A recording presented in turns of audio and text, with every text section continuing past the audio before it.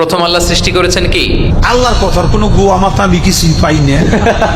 এই যে একটা কথা বলছে, আওয়ালুমা খালাকুল্লাহে ইশক, প্রথম সৃষ্টি ইশক। আওয়ালুমা খালাকুল্লাহে মিন নূরি, প্রথম সৃষ্টি নূর। আওয়ালুমা খালাকুল্লাহে আরশ, প্রথম সৃষ্টি আমার আরশ। আওয়ালুমা খালাকুল্লাহে রূহ, প্রথম আল্লাহ সৃষ্টি করেছেন কি? কলম। গোটা বিশ্বের সবাই মিলে যদি তোমার ক্ষতি করতে চায়, ঠিক ততটুকুই করতে পারবে যতটুকু তোমার নসিবে আছে। এর চেয়ে 1 ইঞ্চিও বেশি ক্ষতি করতে পারবে না। রুফিআতিল আকলাম ওয়া জাফফাতিস সুহুফ, কলম উঠিয়ে নেওয়া হয়েছে আর যা লেখা হয়েছিল সব শুকিয়ে গিয়েছে। কারণ প্রথম আল্লাহ সৃষ্টি করেছেন কি? কলম। কলমকে আল্লাহ বলেছেন লিখো। আল্লাহ কি লিখবো? উকতুব মাকাদির আল খালক, মহাবিশ্বের যারা আসবে সবার কি হবে না হবে সব লিখো। তো লিখে ফেলছে, এখন যা হবার তাই হবে। কেউ ভুল করলে আর মাইক্রোফোন যদি পাই যে মাহফিলে, এইবার তো পাইছি ওই বেটারে, ও কাফের, ওর দাদা কাফের, ওর 14 গোষ্ঠী কাফের, ও মারা যাওয়ার পরে যেখানে কবর দিবে ওই কবরের উপর যে ঘাস উঠবে, ওই ঘাস যে গরু খাবে, ওই গরুর দুধ যে খাবে ও কাফের। মানে 14 গোষ্ঠীকে কাফের বানাই দিচ্ছে। যখন রুকুতে যাবে স্ট্রেইট ফরওয়ার্ড রুকু করবে, হাত্তা তাতমা ইন্না রাকিআন। রাসূলুল্লাহ সাল্লাল্লাহু আলাইহি ওয়াসাল্লামের রুকুর পিঠটা ছিল একেবারে স্ট্রেইট, এই টেবিলটা যেরকম স্ট্রেইট এরকম স্ট্রেইট। লাউ সাব্বা আলাইহিল মা লাস্তাকার, পানি ভর্তি একটা বোতল যদি রাসূলুল্লাহ সাল্লাল্লাহু আলাইহি ওয়াসাল্লামের রুকু দেয়া পিঠের উপর রাখতো, পানিটাও পড়তো না, বোতলটাও পড়তো না। সম্মানিত সুধী মণ্ডলী, প্রথমেই আমি জানতে চাচ্ছি যে আপনারা সবাই কেমন আছেন? আলহামদুলিল্লাহ, আমিও খুব ভালো আছি আলহামদুলিল্লাহ, সুম্মা আলহামদুলিল্লাহ। এই প্রতিষ্ঠানে আসলে, আইআইইউসিতে আসলে মনে হয় যে নিজের প্রতিষ্ঠানেই এসেছি। কেননা আমি আইআইইউএম এর ছাত্র আর কি, ইন্টারন্যাশনাল ইসলামিক ইউনিভার্সিটি মালয়েশিয়ার ছাত্র। তো ফলে আমার কাছে মনে হয় যে আইআইইউএম এর বাংলাদেশি ভার্সন হচ্ছে আইআইইউসি।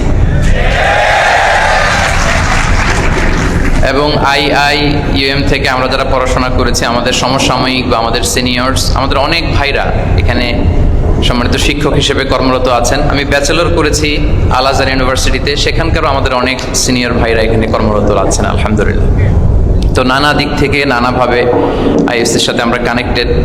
এখানে আসার পর মনে হচ্ছে যে আমি কোনো একটা অ্যালুমনাই প্রোগ্রামে আসছি। মানে একদিক থেকে আইআইইউএম এর আমাদের টিচার্স যারা আছেন ওনারা, আবার আল আজহার থেকে যারা এখানে শিক্ষকবৃন্দ আছেন ওনারাও আছেন আলহামদুলিল্লাহ। তো সব মিলিয়ে এই বিবেচনায় আমার কাছে মনে হয় যে আমি নিজের প্রতিষ্ঠানে এসেছি আলহামদুলিল্লাহ। প্রথমে আমি বলে রাখছি যে আমি খুবই সম্মানিত বোধ করছি যে এরকম চমৎকার একটি শিক্ষা সেমিনারে আমাকে আলোচনা করবার সুযোগ দেওয়া হয়েছে এই চমৎকার বিশ্ববিদ্যালয়ে। আমার সামনে অনেক বিদগ্ধ স্কলার্স, রিসার্চার, বিদগ্ধ আলেমে দ্বীন, ওনাদেরকে আমি দেখতে পাচ্ছি। ওনারা যদি আজকের সেমিনারে আলোচনা করতেন, আমি নিচে বসে শুনতে পারলে আমি অনেক কিছু শিখতে পারতাম, সেটাই বেশি সুন্দর দেখাতো আর কি। কিন্তু সম্মানিত উস্তাজদের নির্দেশক্রমে, অনুমতিক্রমে আমি আজকের এই সেমিনারের টপিকের উপর কিছু কথা উপস্থাপন করবার চেষ্টা করব ইনশাআল্লাহ বিইذনিল্লাহ। সম্মানিত শুধু আপনারা টপিকটা নিশ্চয়ই স্টেজের ব্যাকড্রপে দেখতে পাচ্ছেন যে সেখানে খুব বড় ফন্টে লেখা আছে discourse on prophetic teaching methodology, অর্থাৎ আল্লাহ রাসূল সাল্লাল্লাহু আলাইহি ওয়া আলিহি ওয়াসাল্লামের শিক্ষা পদ্ধতি বা পাঠদান পদ্ধতি কেমন ছিল, তিনি কিভাবে শিখাতেন। আমরা জানি যে আল্লাহ রাসূল সাল্লাল্লাহু আলাইহি ওয়াসাল্লাম একজন শিক্ষক ছিলেন, অসাধারণ অনন্য একজন মার্ভেলাস শিক্ষক ছিলেন। শুধু শিক্ষকই ছিলেন না, বরং তিনি শিক্ষকদেরও শিক্ষক ছিলেন। এবং তিনি নিজ হাতে এমন কিছু শিক্ষার্থী তিনি তৈরি করেছিলেন, গড়ে তুলেছিলেন, যারা এই পৃথিবীর ইতিহাসে শ্রেষ্ঠ প্রজন্ম হিসেবে স্বীকৃত। খৈরুল কুরুন, the best generation ever on earth, এই পৃথিবীর শ্রেষ্ঠতম প্রজন্ম হিসেবে তারা স্বীকৃত হয়েছেন। এবং তিনি তার শিক্ষা পদ্ধতির মধ্য দিয়ে গোটা বিশ্বকে সততা শিখিয়েছেন, সভ্যতা শিখিয়েছেন, মানবিকতা শিখিয়েছেন, স্পিরিচুয়ালিটি শিখিয়েছেন, আধ্যাত্মিকতা। তিনি আমাদেরকে শিখিয়েছেন পরিমিতিবোধ, তিনি আমাদেরকে শিখিয়েছেন জীবনবোধ, আমাদের স্রষ্টার সাথে তিনি আমাদেরকে পরিচিত করেছেন এবং সফলতার সহজ এবং সরল পথ তিনি আমাদেরকে বাতলে দিয়েছেন। তো আজকের এই ডিসকোর্সে বেসিকলি আমরা ওনার লাইফ স্কেলের একটা দিক নিয়ে ফোকাস করব, অর্থাৎ ওনার পাঠদান পদ্ধতি, কিভাবে তিনি সাহাবাদের সাথে ইন্টারেক্ট করতেন, তাদেরকে শিখাতেন, পাঠ দিতেন, শুধুমাত্র কেবলমাত্র এই বিষয়টাতে আমরা ফোকাস করবার চেষ্টা করবো ইনশাআল্লাহ। আমি আমার আলোচনার শুরুতে সূরাতুল বাকারার একটি আয়াত তেলাওয়াত করেছি, 129 নম্বর আয়াত। এই আয়াতটি বেসিকলি আল্লাহ রাসূল সাল্লাল্লাহু আলাইহি ওয়া আলিহি ওয়াসাল্লামের জন্য সাইয়েদনা ইব্রাহিম আলাইহিস সালাম দোয়া করেছিলেন মক্কার ধুধুমরু প্রান্তরে। এখনকার মক্কার মতো না, তখন জনমানব শূন্য মক্কা ছিল, ধুধুমরু প্রান্ত, চারিদিকে কেউ নেই। তো এরকম একটি ব্যারেন ল্যান্ডে সাইয়েদনা ইব্রাহিম আলাইহিস সালাম আল্লাহ তাআলার কাছে একটা দোয়া করেছিলেন। ওই দোয়াটাই আল্লাহ তাআলা সরাসরি কোট করেছেন সূরা বাকারায় 129 নম্বর আয়াতে, এবং সেখানে তিনি বলেছেন, রব্বানা ওয়াবআথ ফীহিম রাসূলাম মিনহুম ইয়াতলু আলাইহিম আয়াতিকা ওয়া ইউআল্লিমুহুমুল কিতাবা ওয়াল হিকমা ওয়া ইউযাক্কিহিম ইন্নাকা আনতাল আজিজুল হাকীম। মানে হে আমাদের রব, এই ভূখণ্ডের মধ্য থেকেই এই জনপদবাসীর জন্য আপনি একজন রাসূল প্রেরণ করুন, যিনি আপনার নিদর্শনসমূহ তাদের সামনে পাঠ করে শোনাবে, যিনি আপনার কিতাব তাদেরকে শিক্ষা দিবে, তাদেরকে পরিশুদ্ধ করবে, তাদেরকে প্রজ্ঞা শিখাবে, পরিশুদ্ধ করবে, এবং নিশ্চয় আপনি পরাক্রমশালী, নিশ্চয় আপনি প্রজ্ঞাময়।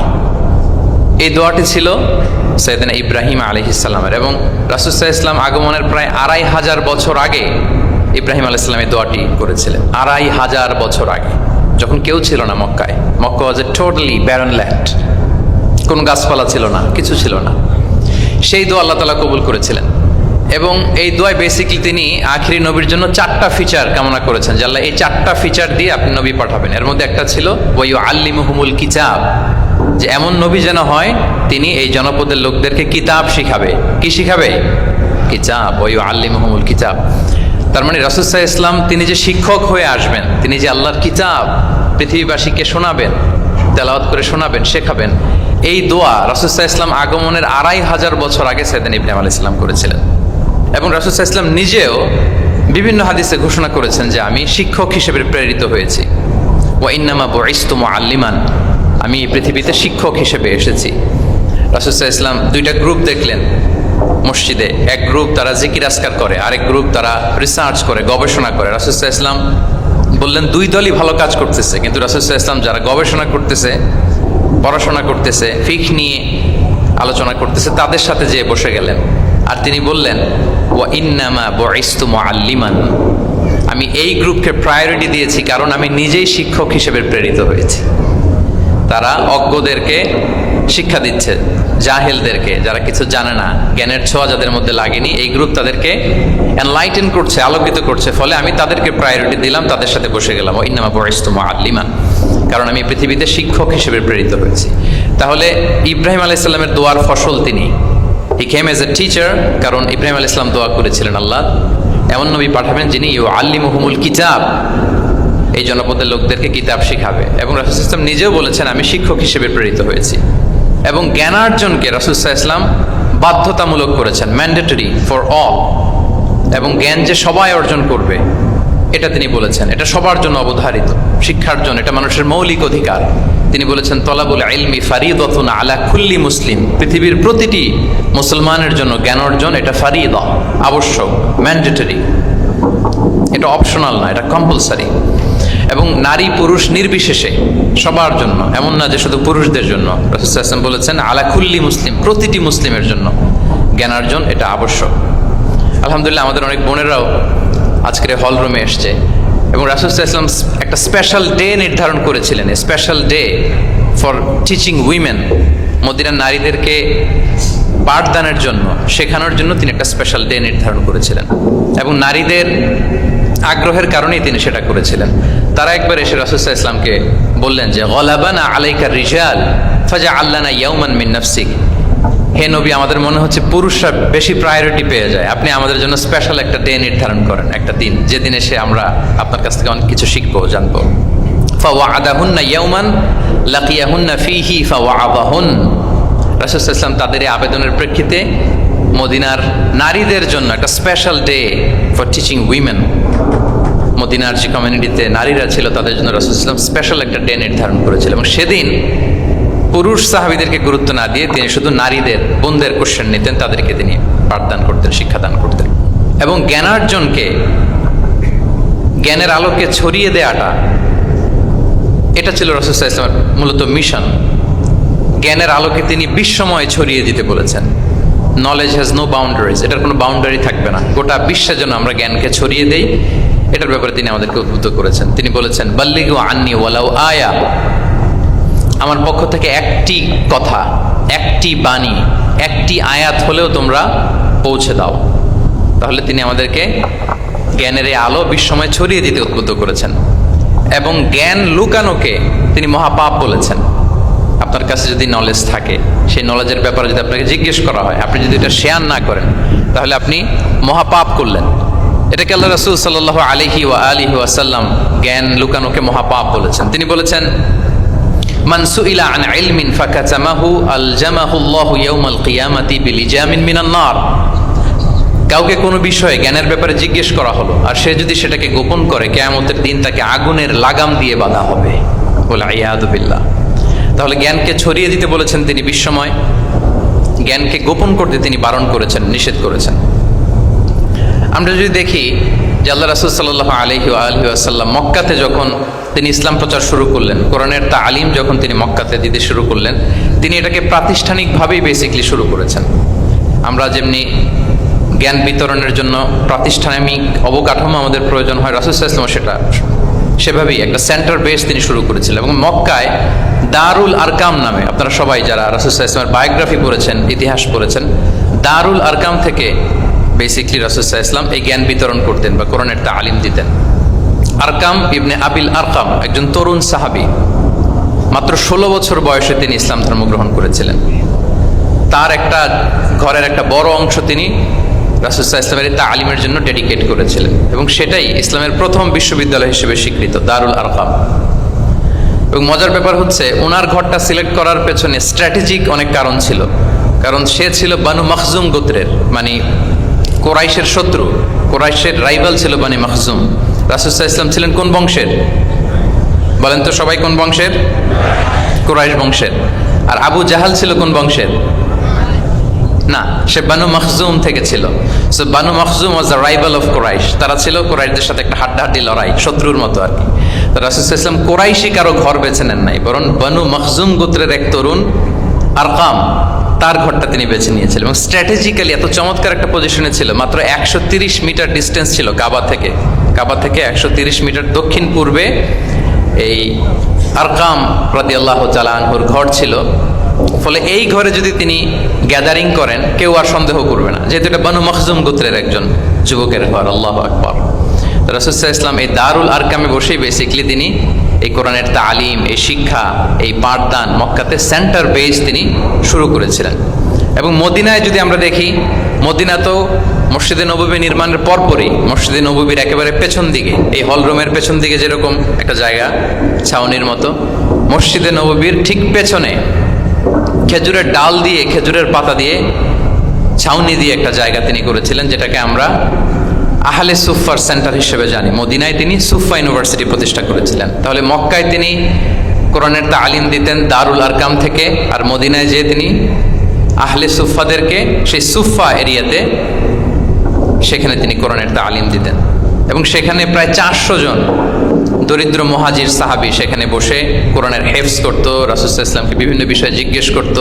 ইসলামের বুনিয়াদী শিক্ষা, the basic of the basics of Islam, আহলে সুফার সাহাবারা সেখানে দুনিয়ার সব কিছুকে স্যাক্রিফাইস করে দিয়ে সেখানে ওনারা রাসূল সাল্লাল্লাহু আলাইহি ওয়াসাল্লামের কাছ থেকে তালিম গ্রহণ করতেন। এবং দূর দূরান্ত থেকে আগন্তুক সাহাবারা যখন আসতো, তারাও এখানে থাকতো। যেহেতু 400 জন থাকার মতো একটা প্লেস, রাসূল সাল্লাল্লাহু আলাইহি ওয়াসাল্লামকে তারা দিনের খুঁটিনাটি বিষয় জিজ্ঞেস করতেন। এবং সালাত শেষে এরকম অনেক হাদিস পাওয়া যায় যে রাসূল সাল্লাল্লাহু আলাইহি ওয়াসাল্লাম আহলে সুফার সাহাবীদের সাথে ওখানে বসেছেন, তাদের সাথে গল্প করেছেন, তাদের প্রশ্নের বিভিন্ন উত্তর দিয়েছেন। তাহলে সেন্টার বেস শিক্ষাদান, এটা কিন্তু রাসূল সাল্লাল্লাহু আলাইহি ওয়াসাল্লামের জীবনী থেকে আমরা দেখেছি। এবং যখন মসজিদে নববীর পেছনে আহলে সুফাদের 400 জনের পরে যখন আরো বেড়ে যাচ্ছিল, তখন রাসূল সাল্লাল্লাহু আলাইহি ওয়াসাল্লাম মসজিদের বাইরে মুকরিম বিন নাওফাল রাদিয়াল্লাহু তাআলা আনহুর একটা ঘরে আরেকটা সেন্টার করেছিলেন, এটাকে বলা হতো দারুল কুররা। এভাবে একটার পর একটা সেন্টার রাসূল সাল্লাল্লাহু আলাইহি ওয়াসাল্লাম তিনি নির্মাণ করেছেন এবং দ্বীনের বাণীকে তিনি ছড়িয়ে দিয়েছেন। এবং এখান থেকে যারা শিক্ষা অর্জন করতো, বেসিকলি তারা তো হেফজ করতো, কোরআনের যে আয়াতগুলো নাজিল হতো এগুলো হেফজ করতো, দিনের অন্যান্য বুনিয়াদী ব্যাপারে তারা শিক্ষা গ্রহণ করতেন। তো এই সাহাবীদেরকে কুররা বলা হতো। তাদেরকে আবার রাসূল সাল্লাল্লাহু আলাইহি ওয়াসাল্লাম বিভিন্ন এলাকাতে মুআল্লিম হিসেবে প্রেরণ করতেন। এটা রাসূল সাল্লাল্লাহু আলাইহি ওয়াসাল্লামের সুন্নাহ ছিল যে কোনো এলাকায় দিনের শিক্ষা দেওয়ার জন্য আগে মুআল্লিম পাঠাতেন। আমরা জানি যে হিজরতের আগে রাসূল সাল্লাল্লাহু আলাইহি ওয়াসাল্লামের আগেও তিনি মদিনাতে একজন সাহাবীকে পাঠিয়েছিলেন, মুসআব বিন উমাইর। এটা জানি না আমরা সবাই? মুসআব বিন উমাইরকে তিনি পাঠিয়েছিলেন। খুবই ড্যাশিং চেহারার ছিল, খুবই অ্যারিস্টোক্রেট একটা ফ্যামিলির ছিল।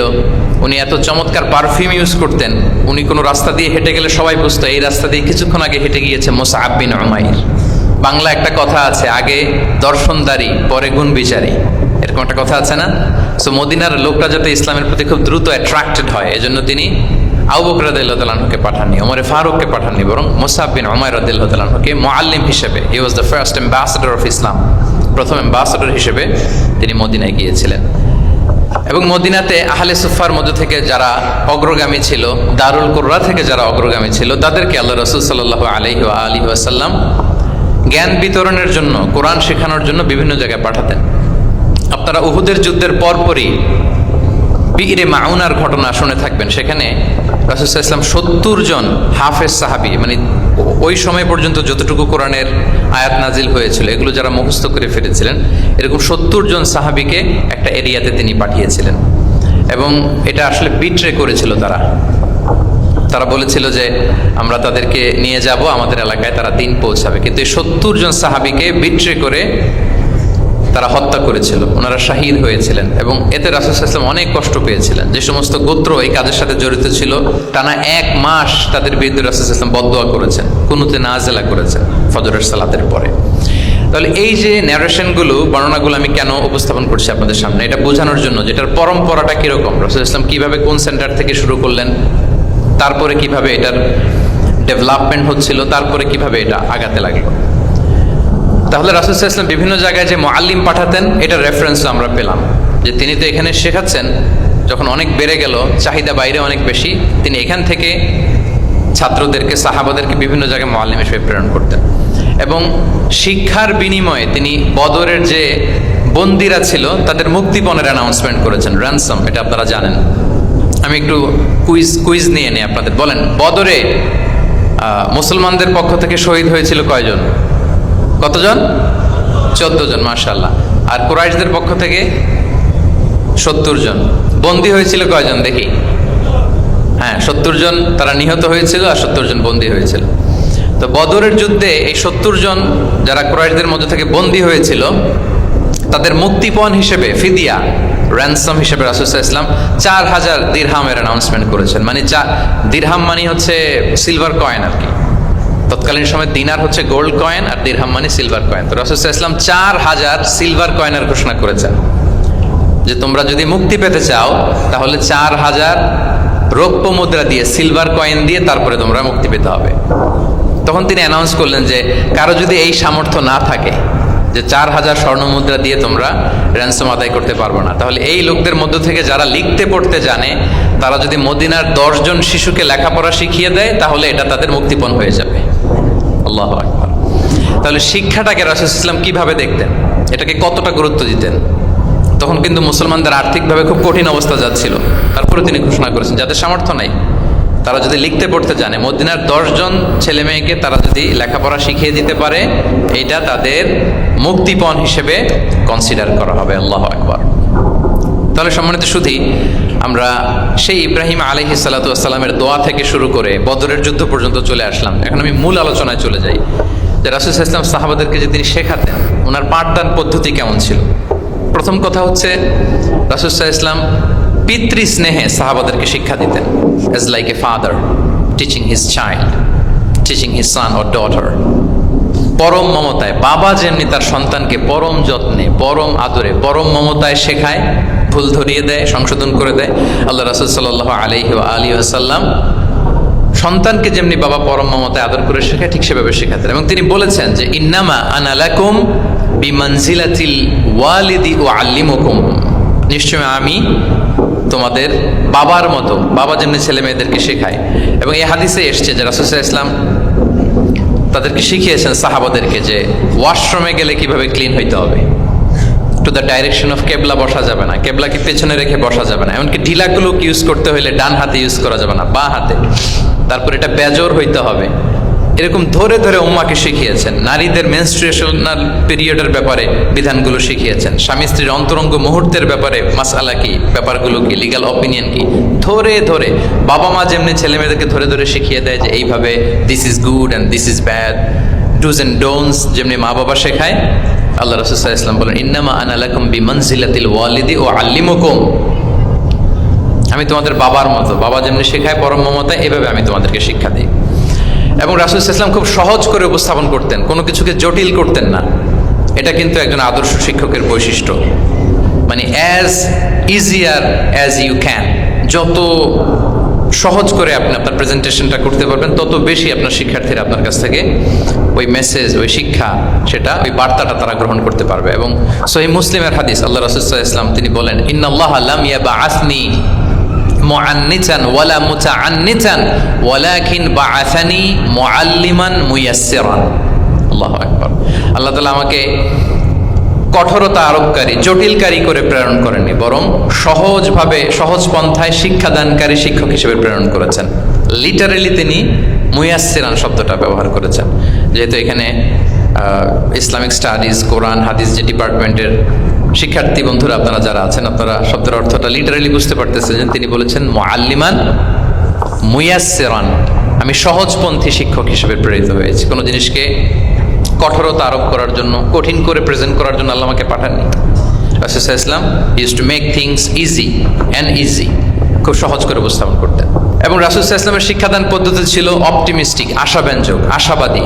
অর্থাৎ তিনি যখন কিছু বলতেন, শেখাতেন, মানুষ আশাবাদী হয়ে উঠতো, কনফিডেন্ট পেত, ভয় পেত না। আমরা অনেক সময় মানুষকে খুব ভয় দেখাই। রাসূল সাল্লাল্লাহু আলাইহি ওয়াসাল্লাম কাউকে যখন কোনো দায়িত্ব দিয়ে কোথাও প্রেরণ করতেন, ওনার বিখ্যাত হাদিস তিনি বলতেন ইয়াসসিরু ওয়ালা তুআসসিরু বাশশিরু ওয়ালা তুনাফিরু, সহজ করো, কঠিন করো না, সুসংবাদ দাও, দিন থেকে মানুষকে ভাগিয়ে দিও না।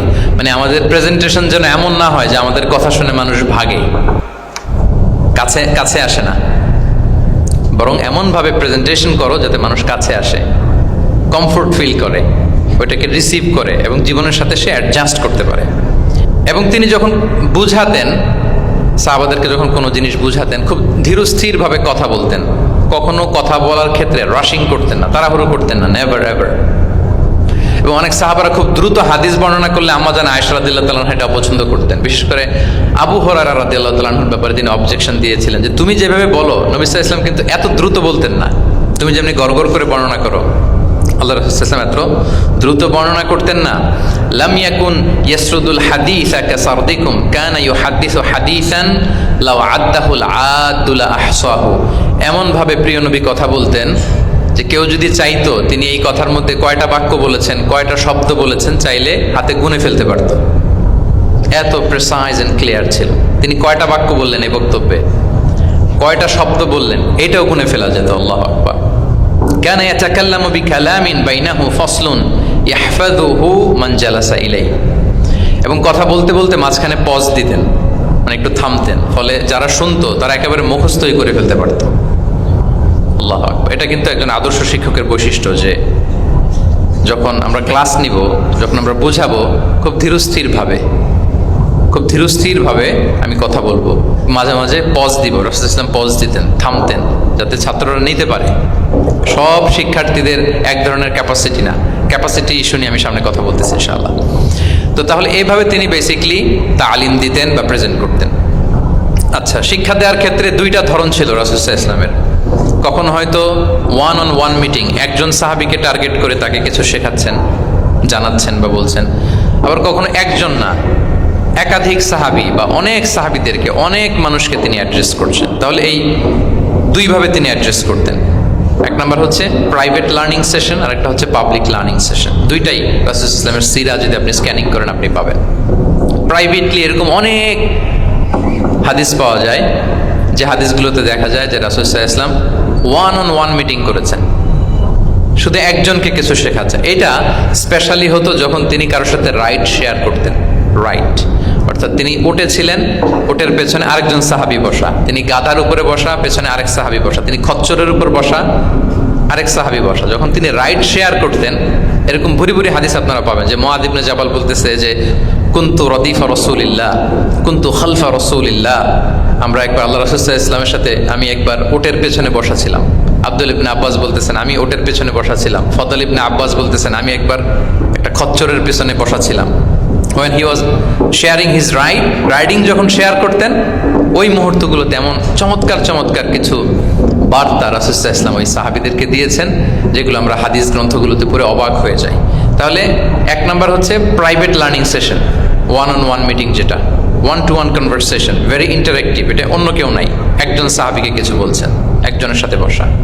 আচ্ছা, এরকম একটা ছোট্ট হাদিস যদি শেয়ার করি, আব্দুল্লাহ ইবনে আব্বাস রাদিয়াল্লাহু তাআলা উনি বলেন, কুনতু খালফা রাসূলিল্লাহি সাল্লাল্লাহু আলাইহি ওয়াসাল্লাম ইয়াওমান। একদিন আমি, এই যে দেখেন বর্ণনা ভঙ্গি কেমন, একদিন আমি রাসূল সাল্লাল্লাহু আলাইহি ওয়াসাল্লামের পেছনে বসা, মানে কোন একটা ওটের উপর বা গাধার উপরে বসা। ফাকালা, তিনি বললেন, ইয়া গুলাম, হে কিশোর। রাসূল সাল্লাল্লাহু আলাইহি ওয়াসাল্লামের শব্দ চয়নগুলো অসাধারণ। আমরা অনেক হাদিস আজকে শেয়ার করার চেষ্টা করবো, আপনি বাক্য চয়ন, শব্দ চয়ন শুনলে অবাক হবেন। ইয়া গুলাম, হে কিশোর, ইন্নী ও আল্লিমুকা কালিমাতিন, আমি তোমাকে চমৎকার কিছু কথা শিখিয়ে দিচ্ছি, শোনো। তখন কিন্তু কেউ নাই। এই হাদিস উনি বর্ণনা না করলে আমরা জানতে পারতাম না, কারণ ওনারা এক ওটের উপরে বা ঘোড়ার উপরে ছিলেন। পরে যখন আব্দুল্লাহ ইবনে আব্বাস এটা ন্যারেট করলেন, তখন আমরা জানতে পেরেছি। তো এটা ছিল প্রাইভেট লার্নিং সেশন, শুধু ওনার সাথে। তোমাকে কিছু কথা শিখিয়ে দেই। ইহফাদিল্লাহ ইয়াহফাযকা, ইহফাদিল্লাহ তাজিদহু তুজাহাক। এটা অনেকের মুখস্থ আছে না, বিখ্যাত হাদিস, আল আরবাউন আন-নববিয়ার ভেতরেও আছে।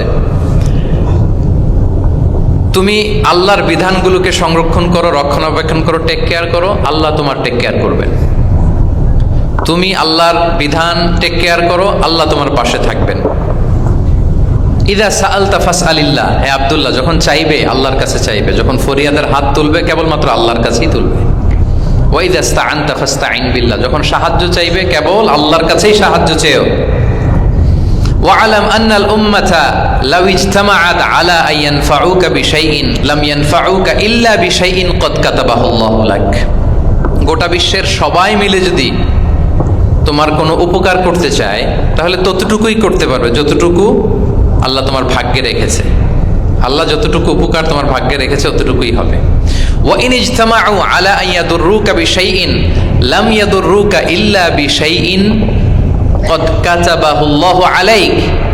গোটা বিশ্বের সবাই মিলে যদি তোমার ক্ষতি করতে চায়, ঠিক ততটুকুই করতে পারবে যতটুকু তোমার নসিবে আছে। এর চেয়ে 1 ইঞ্চিও বেশি ক্ষতি করতে পারবে না। রুফিআতিল আকলামু ওয়া জাফফাতিস সুহুফ, কলম উঠিয়ে নেওয়া হয়েছে, আর যা লেখা হয়েছিল সব শুকিয়ে গিয়েছে। কারণ প্রথম আল্লাহ সৃষ্টি করেছেন কি? কলম। কলমকে আল্লাহ বলেছেন লিখো। আল্লাহ কি লিখবো? উকতুব মাকাদির আল খালক, মহাবিশ্বের যারা আসবে সবার কি হবে না হবে সব লিখো। তো লিখে ফেলছে, এখন যা হবার তাই হবে। তাহলে দেখেন, আকীদা সংক্রান্ত, ইসলামের বুনিয়াদী বিশ্বাস সংক্রান্ত চমৎকার কিছু লার্নিং, কিছু লেসন আল্লাহ রাসূল সাল্লাল্লাহু আলাইহি ওয়াসাল্লাম আব্দুল্লাহ ইবনে আব্বাসকে দিয়েছেন। এবং এটা ছিল one on one meeting, private learning session. আর কেউ ছিল না তখন। আব্দুল্লাহ ইবনে আব্বাস এটা শুনেছেন এবং আমাদের কাছে বর্ণনা করেছেন। আচ্ছা, এটা গেল একটা। আরেকটা কি বলেছিলাম? একটা তো প্রাইভেট লার্নিং সেশন, আরেকটা পাবলিক। বলেন আমার সাথে, মেক এ নয়েজ। আরেকটা কি? Public learning session. ওইটা একা একা না, হয়তো অনেক সাহাবী একসাথে আছে, তাদেরকে কিছু বলছেন বা শেখাচ্ছেন। অথবা হিউজ কংগ্রেগেশন, অনেক বড় গ্যাদারিং। লেটস সে মসজিদে নববীতে তিনি যে খুতবাগুলো দিয়েছেন, প্রায় 10 বছর তো তিনি খতিব ছিলেন। এই যতগুলো খুতবা দিয়েছেন, এটা অফকোর্স কি পাবলিক লার্নিং সেশন। বিভিন্ন প্রেক্ষাপটে জনপরিসরে দেয়া রাসূল সাল্লাল্লাহু আলাইহি ওয়াসাল্লামের যে শিক্ষামূলক বক্তব্যগুলো, এগুলো পাবলিক লার্নিং সেশন। বিদায় হজের ভাষণ বিশাল এক কংগ্রেগেশনের সামনে তিনি অ্যাড্রেস করেছিলেন, ওইটা কি ছিল? Public learning session. তাহলে সেখানের পদ্ধতিটা বেসিকলি 2 ধরনের। একটা ছিল, বলেন আমার সাথে, একটা ছিল প্রাইভেট লার্নিং সেশন, আর একটা পাবলিক লার্নিং সেশন। আচ্ছা, এই তো, লেটস মুভ অন। এবার আমরা চলে যাব যে তিনি যেসব শিখন পদ্ধতি অবলম্বন করতেন, শেখানোর ক্ষেত্রে কি কি মিনস, কি কি ওয়ে তিনি অবলম্বন করতেন, সেগুলো আমরা শেয়ার করি।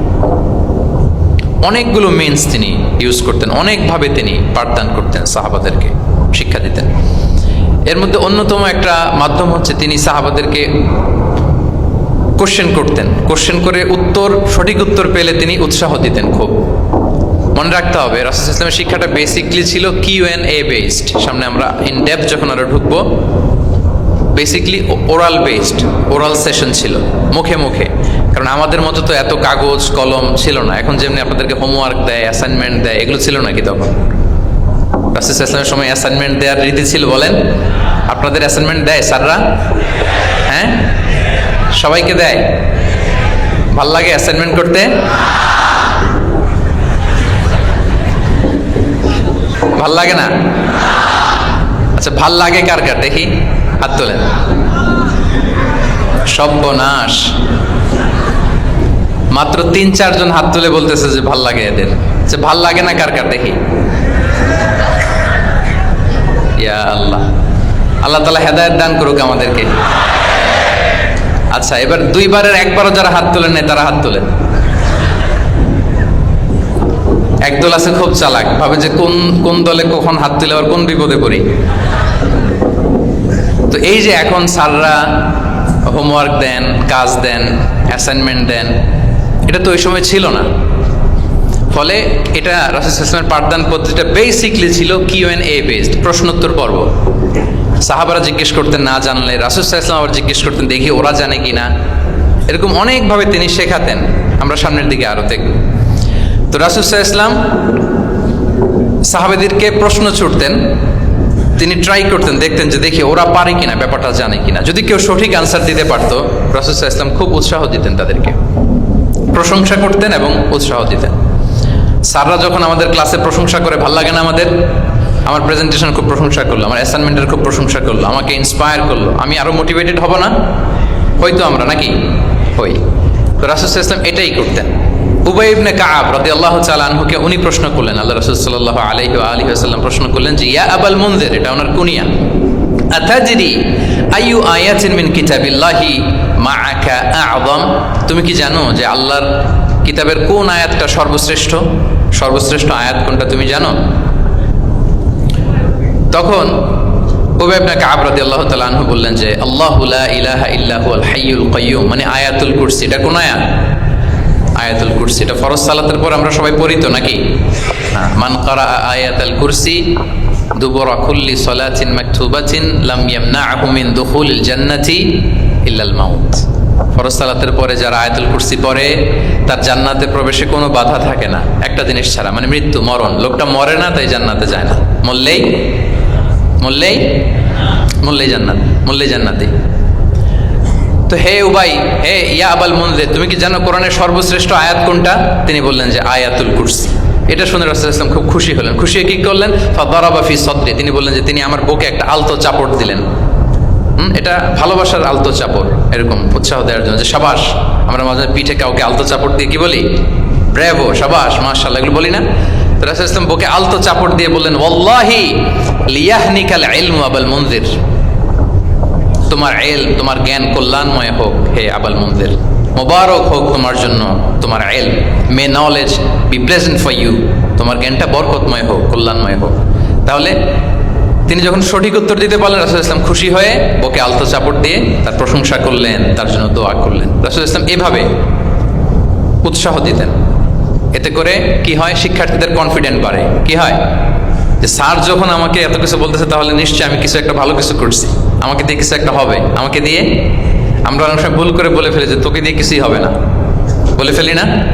এতে হয় কি? কনফিডেন্ট কমে যায়। মা বাবারাও এটা করে যে তুই কিছুই পারবি না, তোকে দিয়ে কিছুই হবে না। বাংলাদেশে একটা বিখ্যাত কথা আছে, ওই যে ছেলে মেয়ে এ প্লাস না পেলে, পাশের বাড়ির কেউ পেলে বলে যে ওর পা ধোয়া পানি খা। কি বলে? তুই এ প্লাস পাইলি না, ওই দেখ ওই বাড়িতে পেয়ে গেল, ওর কি খা? পা ধোয়া পানি খা। তো আসলে এতে কি হয়? কনফিডেন্স কমে যায় ছেলে মেয়েদের। এটা যেন আমরা না বলি, বরং ওদেরকে ইন্সপায়ার করতে হবে, হ্যাঁ, উৎসাহিত করতে হবে, প্রশংসা করতে হবে। সাহাবীদের ভালো কিছু দেখলে সঠিক উত্তর তারা দিতে বলে রাসূল ইসলাম এভাবে প্রশংসা করতেন। আচ্ছা, গেল, এটা একটা পদ্ধতি। আরেকটা হচ্ছে, কোনো গুরুত্বপূর্ণ জিনিসকে এমফেসাইজ করার জন্য রাসূল ইসলাম রেপিটেশন করতেন, তাকরার করতেন। গুরুত্বপূর্ণ জিনিসকে তিনি 3 বার উল্লেখ করতেন, তাকরার করতেন। আত্তাকওয়া হাহুনা, আত্তাকওয়া হাহুনা, আত্তাকওয়া হাহুনা, ওয়া ইউশিরু ইলা সাদরিহি 3 মাররাত। তাকওয়া এখানে, এখানে, এখানে 3 বার বলে, একবার বললেই তো হয়ে যায়, 3 বার কেন বলেন? এটা গুরুত্বপূর্ণ, ভেরি ইম্পর্টেন্ট ইস্যু। গুরুত্ব বোঝানোর জন্য, এমফেসাইজ করতে যে তিনি কোনো জিনিসকে কয়বার বলতেন? 3 বার। বিদায় হজের ভাষণ যখন দিলেন, ভাষণ দেয়া শেষ, এবার বলতেছে আল্লাহুম্মা হাল বাল্লাগতু, আল্লাহুম্মা হাল বাল্লাগতু, আল্লাহুম্মা হাল বাল্লাগতু, আল্লাহুম্মা ফাশহাদ। তিনবার বললেন যে আল্লাহ আমাকে যা পৌঁছাতে বলেছেন, হে মহাসমাবেশ তোমরা বলো আমি কি পৌঁছাতে পেরেছি, আমি কি ঠিকঠাক পৌঁছালাম, আমি কি সব তোমাদেরকে বলেছি, সাক্ষ্য দাও, সাক্ষ্য দাও। সবাই বললো ইয়া রাসূলুল্লাহ, আল্লাহ যেমনটি বলেছেন সব আপনি আমাদের কাছে পৌঁছে দিয়েছেন, কিছু লুকোচুরি করেন নাই, কিছু লুকান নাই। তাহলে তিনবার জানতে চাইলেন, কয়বার?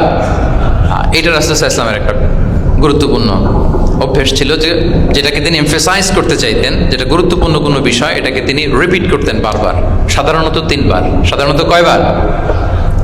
তাহলে গুরুত্বপূর্ণ জিনিসগুলো আমরা বারবার বলবো যাতে আমাদের শিক্ষার্থীরা সহজে সেটা মুখস্থ করে ফেলতে পারে। আচ্ছা, আবার রাইডিং শেয়ারের আর একটা ঘটনা। মুআয ইবনে জাবাল রাদিয়াল্লাহু তাআলা আনহু, উনি একবার রাসূল সাল্লাল্লাহু আলাইহি ওয়াসাল্লামের সাথে বাহনের পেছনে ছিলেন, হয়তো উট। কুনতু রিদফান নবী, মুআয ইবনে জাবাল বলেন আমি রাসূল সাল্লাল্লাহু আলাইহি ওয়াসাল্লামের পেছনে একবার বসা ছিলাম, তো তখন হঠাৎ করে রাসূল সাল্লাল্লাহু আলাইহি ওয়াসাল্লাম আমাকে ডাক দিলেন। রাসূল সাল্লাল্লাহু আলাইহি ওয়াসাল্লাম সামনে, মুআয ইবনে জাবাল পেছনে। হঠাৎ ডেকে বললেন ইয়া মুআয ইবনে জাবাল, হে মুআয ইবনে জাবাল। তো তিনি বললেন খুব বিনয়ের সাথে, কুলতু লাব্বাইকা রাসূলুল্লাহি ওয়া সা'দাইক, মানে হে আল্লাহ রাসূল আমি হাজির, আমি প্রস্তুত।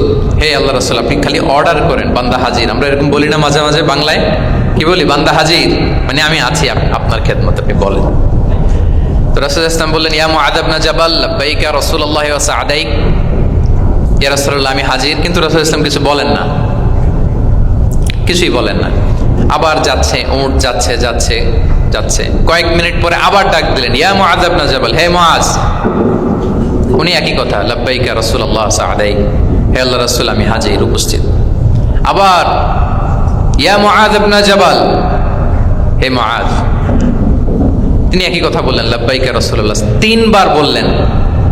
তিনবার মুআয ইবনে জাবাল একই উত্তর দিলেন। তার মানে ওনার আগ্রহটা বাড়াচ্ছেন। রাসূল সাল্লাল্লাহু আলাইহি ওয়াসাল্লাম একটা গুরুত্বপূর্ণ কথা বলবেন, এই কথাটা শোনানোর জন্য মুআয ইবনে জাবালের উনি কি করতেছেন? ভেতর থেকে কথা বুঝতেছেন আমার সবাই? আগ্রহটা আরো বাড়াচ্ছেন, আরো বাড়াচ্ছেন।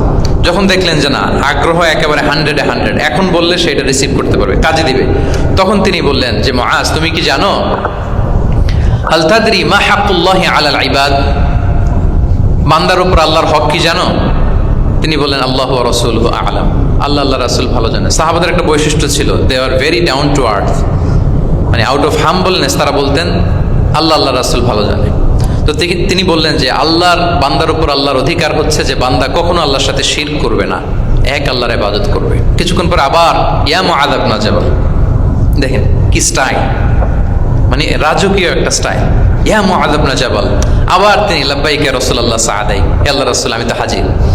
তখন বললেন তুমি কি জানো আল্লাহর উপরে বান্দার হক কি? এতক্ষণ তো জানলা যে আল্লাহর হক কি, তুমি কি জানো যে আল্লাহর প্রতি বান্দার হক কি? আবার বললেন যে আল্লাহ আল্লাহ রাসূলই ভালো জানে। তখন রাসূল সাল্লাল্লাহু আলাইহি ওয়াসাল্লাম বললেন যে আল্লাহর হক যেমনি তুমি জানলে যে বান্দা আল্লাহর সাথে শরীক করবে না, এক আল্লাহর ইবাদত করবে, এটা যদি কোনো বান্দা করে তাহলে ওই বান্দাকে কখনো আল্লাহ শাস্তি দিবেন না। এটা হচ্ছে বান্দার হক, আল্লাহর কাছ থেকে সে এটা পাবে যে আনলা ইউআযিবাহুম, আল্লাহ তাআলা তাকে কখনো শাস্তি দিবেন না। তাহলে আপনারা বলেন তো, ওটে করে রাসূল সাল্লাল্লাহু আলাইহি ওয়াসাল্লাম যাচ্ছে, পেছনে কে বসা? হুট করে বলল মুআয একটা কথা শোনো, আল্লাহর হক হচ্ছে বান্দা আল্লাহর ইবাদত করবে, আর বান্দার হক হচ্ছে এটা করলে সে শাস্তি পাবে না। কথাটা যদি এমনি বলে দিত তাইলে কি এত এটা গুরুত্ব পাইতো?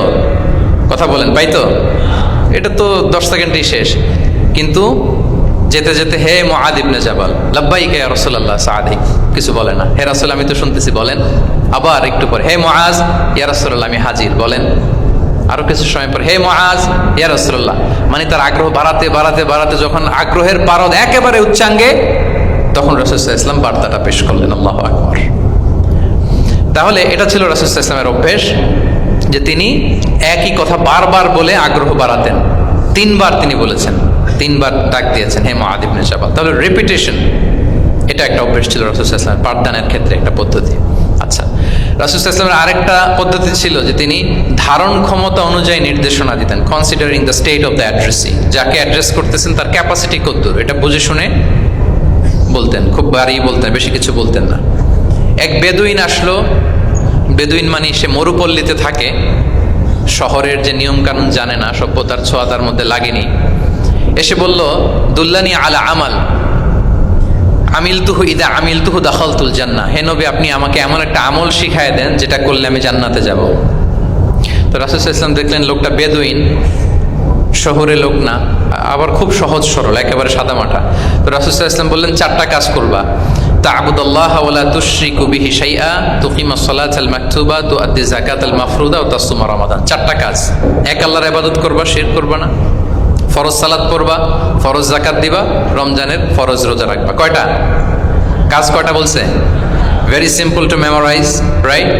আচ্ছা, এটা যখন সে বলল তখন সে বেদিন বলতে আরম্ভ করলো যে আল্লাহ শপথ করে আমি বললাম, লা আযীদু আলা হাযা শাইআন ওয়া লা আনকুসু মিন। ঠিক আছে, আমি এই চারটাই করব, বাড়াবো না কমাবো না, এর চেয়ে বেশি কোনোদিন কিছু করবো না, কমও করবো না।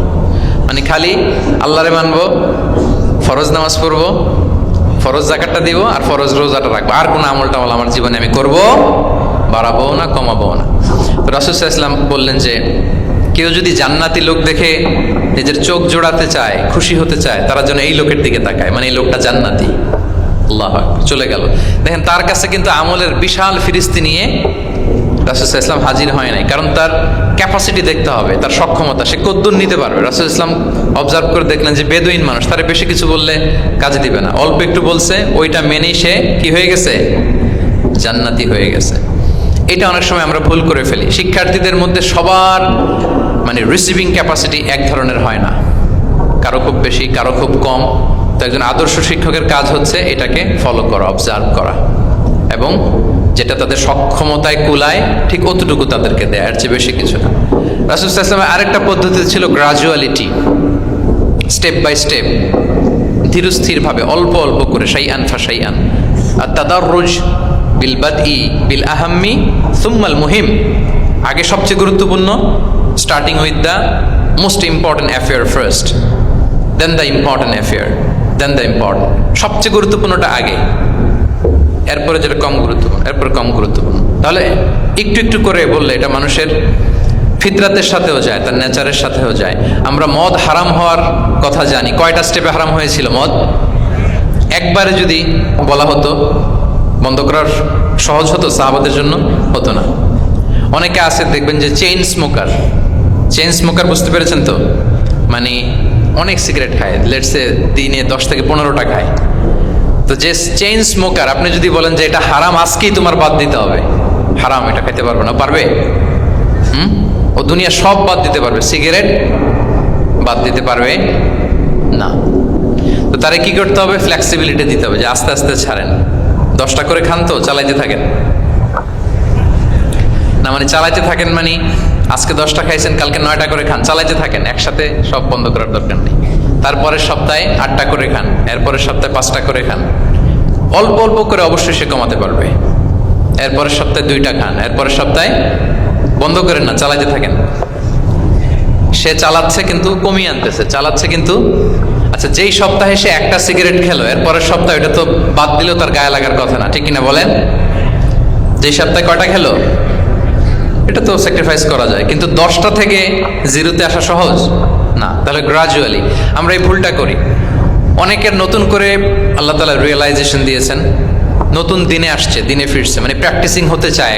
এখন আপনি তারে পাইয়া এমন নিয়ম কানুন দেখাচ্ছেন, বেচারা তো বলে আগে যা ছিলাম ওইটাই ভালো ছিলাম। এরকম হয় না অনেক সময়? হ্যাঁ, ধরেন যে কোনো একজন নারী, সে হয়তো পর্দা মেনটেন করে না, একটু হিপ হপ স্টাইলে চলাফেরা করে।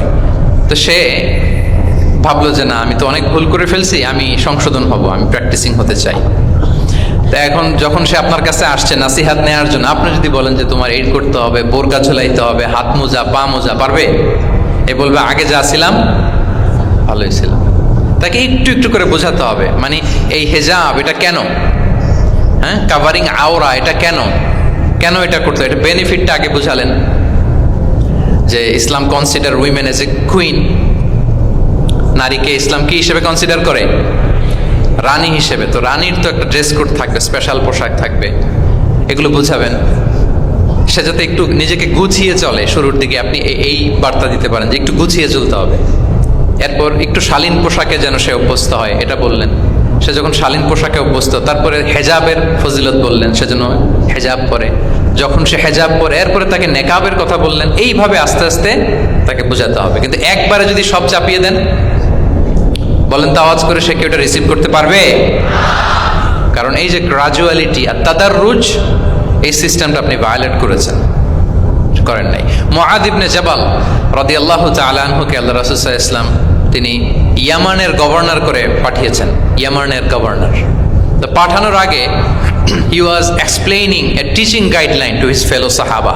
ওনাকে শিখাইতেছেন, তুমি যে যাবা মুআল্লিম হিসেবে, গভর্নর হিসেবে, কিভাবে দাওয়াতটা দিবে আগে শোনো। তিনি মুআদ ইবনে জাবালকে বললেন, ইন্নাকা তা'তি কওমান মিন আহলিল কিতাব।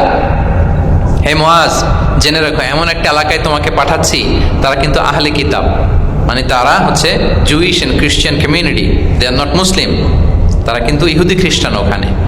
সো তুমি কিভাবে দাওয়াত দিবা? ফাদউহুম ইলা শাহাদাতি আন লা ইলাহা ইল্লাল্লাহ আন্না মুহাম্মাদুর রাসূলুল্লাহ। প্রথমে তাওহীদের দাওয়াত দিবা। আওয়াজ করে বলেন, প্রথমে দাওয়াত হবে কিসের?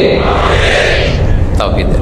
ফাইনহুম আতাউ লিযালিক, বাক্যটা খেয়াল করেন, যখন তারা এটা মেনে নিবে, এটাতে অভ্যস্ত, তারপর তুমি দাওয়াত দিবা যে আল্লাহ প্রতিদিন 5 ওয়াক্ত সালাত ফরজ করেছেন। কয় ওয়াক্ত? 5 ওয়াক্ত সালাত। আচ্ছা, ফাইনহুম আতাউ লিযালিক, যখন তারা 5 ওয়াক্তে সালাতে অভ্যস্ত হবে, তখন বলবা যে আল্লাহ তাআলা ধনীদের উপর যাকাত ফরজ করেছেন। ফাইনহুম আতাউ লিযালিক, যখন ওইটা মানবে, এরপরে বলবা রমজানের রোজা ফরজ করেছেন। সুবহানাল্লাহ, সুবহানাল্লাহ, আল্লাহু আকবার। তাহলে ধাপে ধাপে দেখেন, এই যে টিচিং গাইডলাইন তিনি দিচ্ছেন ওনার ফেলো সাহাবাকে, ফেলো ক্যাম্পেনিয়নকে, যে তুমি ইয়ামানে যে একবারে সব বিধান তুমি যা জানো, মনে করো না যে সবাই ওইটা মানবে। তারা জুইশ, তারা ক্রিশ্চিয়ান, একটু একটু করে তাদেরকে দাওয়াত দিতে হবে। তাহলে গ্রাজুয়ালিটি, পাঠদান পদ্ধতির একটা অন্যতম বিষয় হচ্ছে কি গ্রাজুয়ালিটি, মানে ধাপে ধাপে, ধীরে ধীরে, অল্প অল্প করে বোঝানো।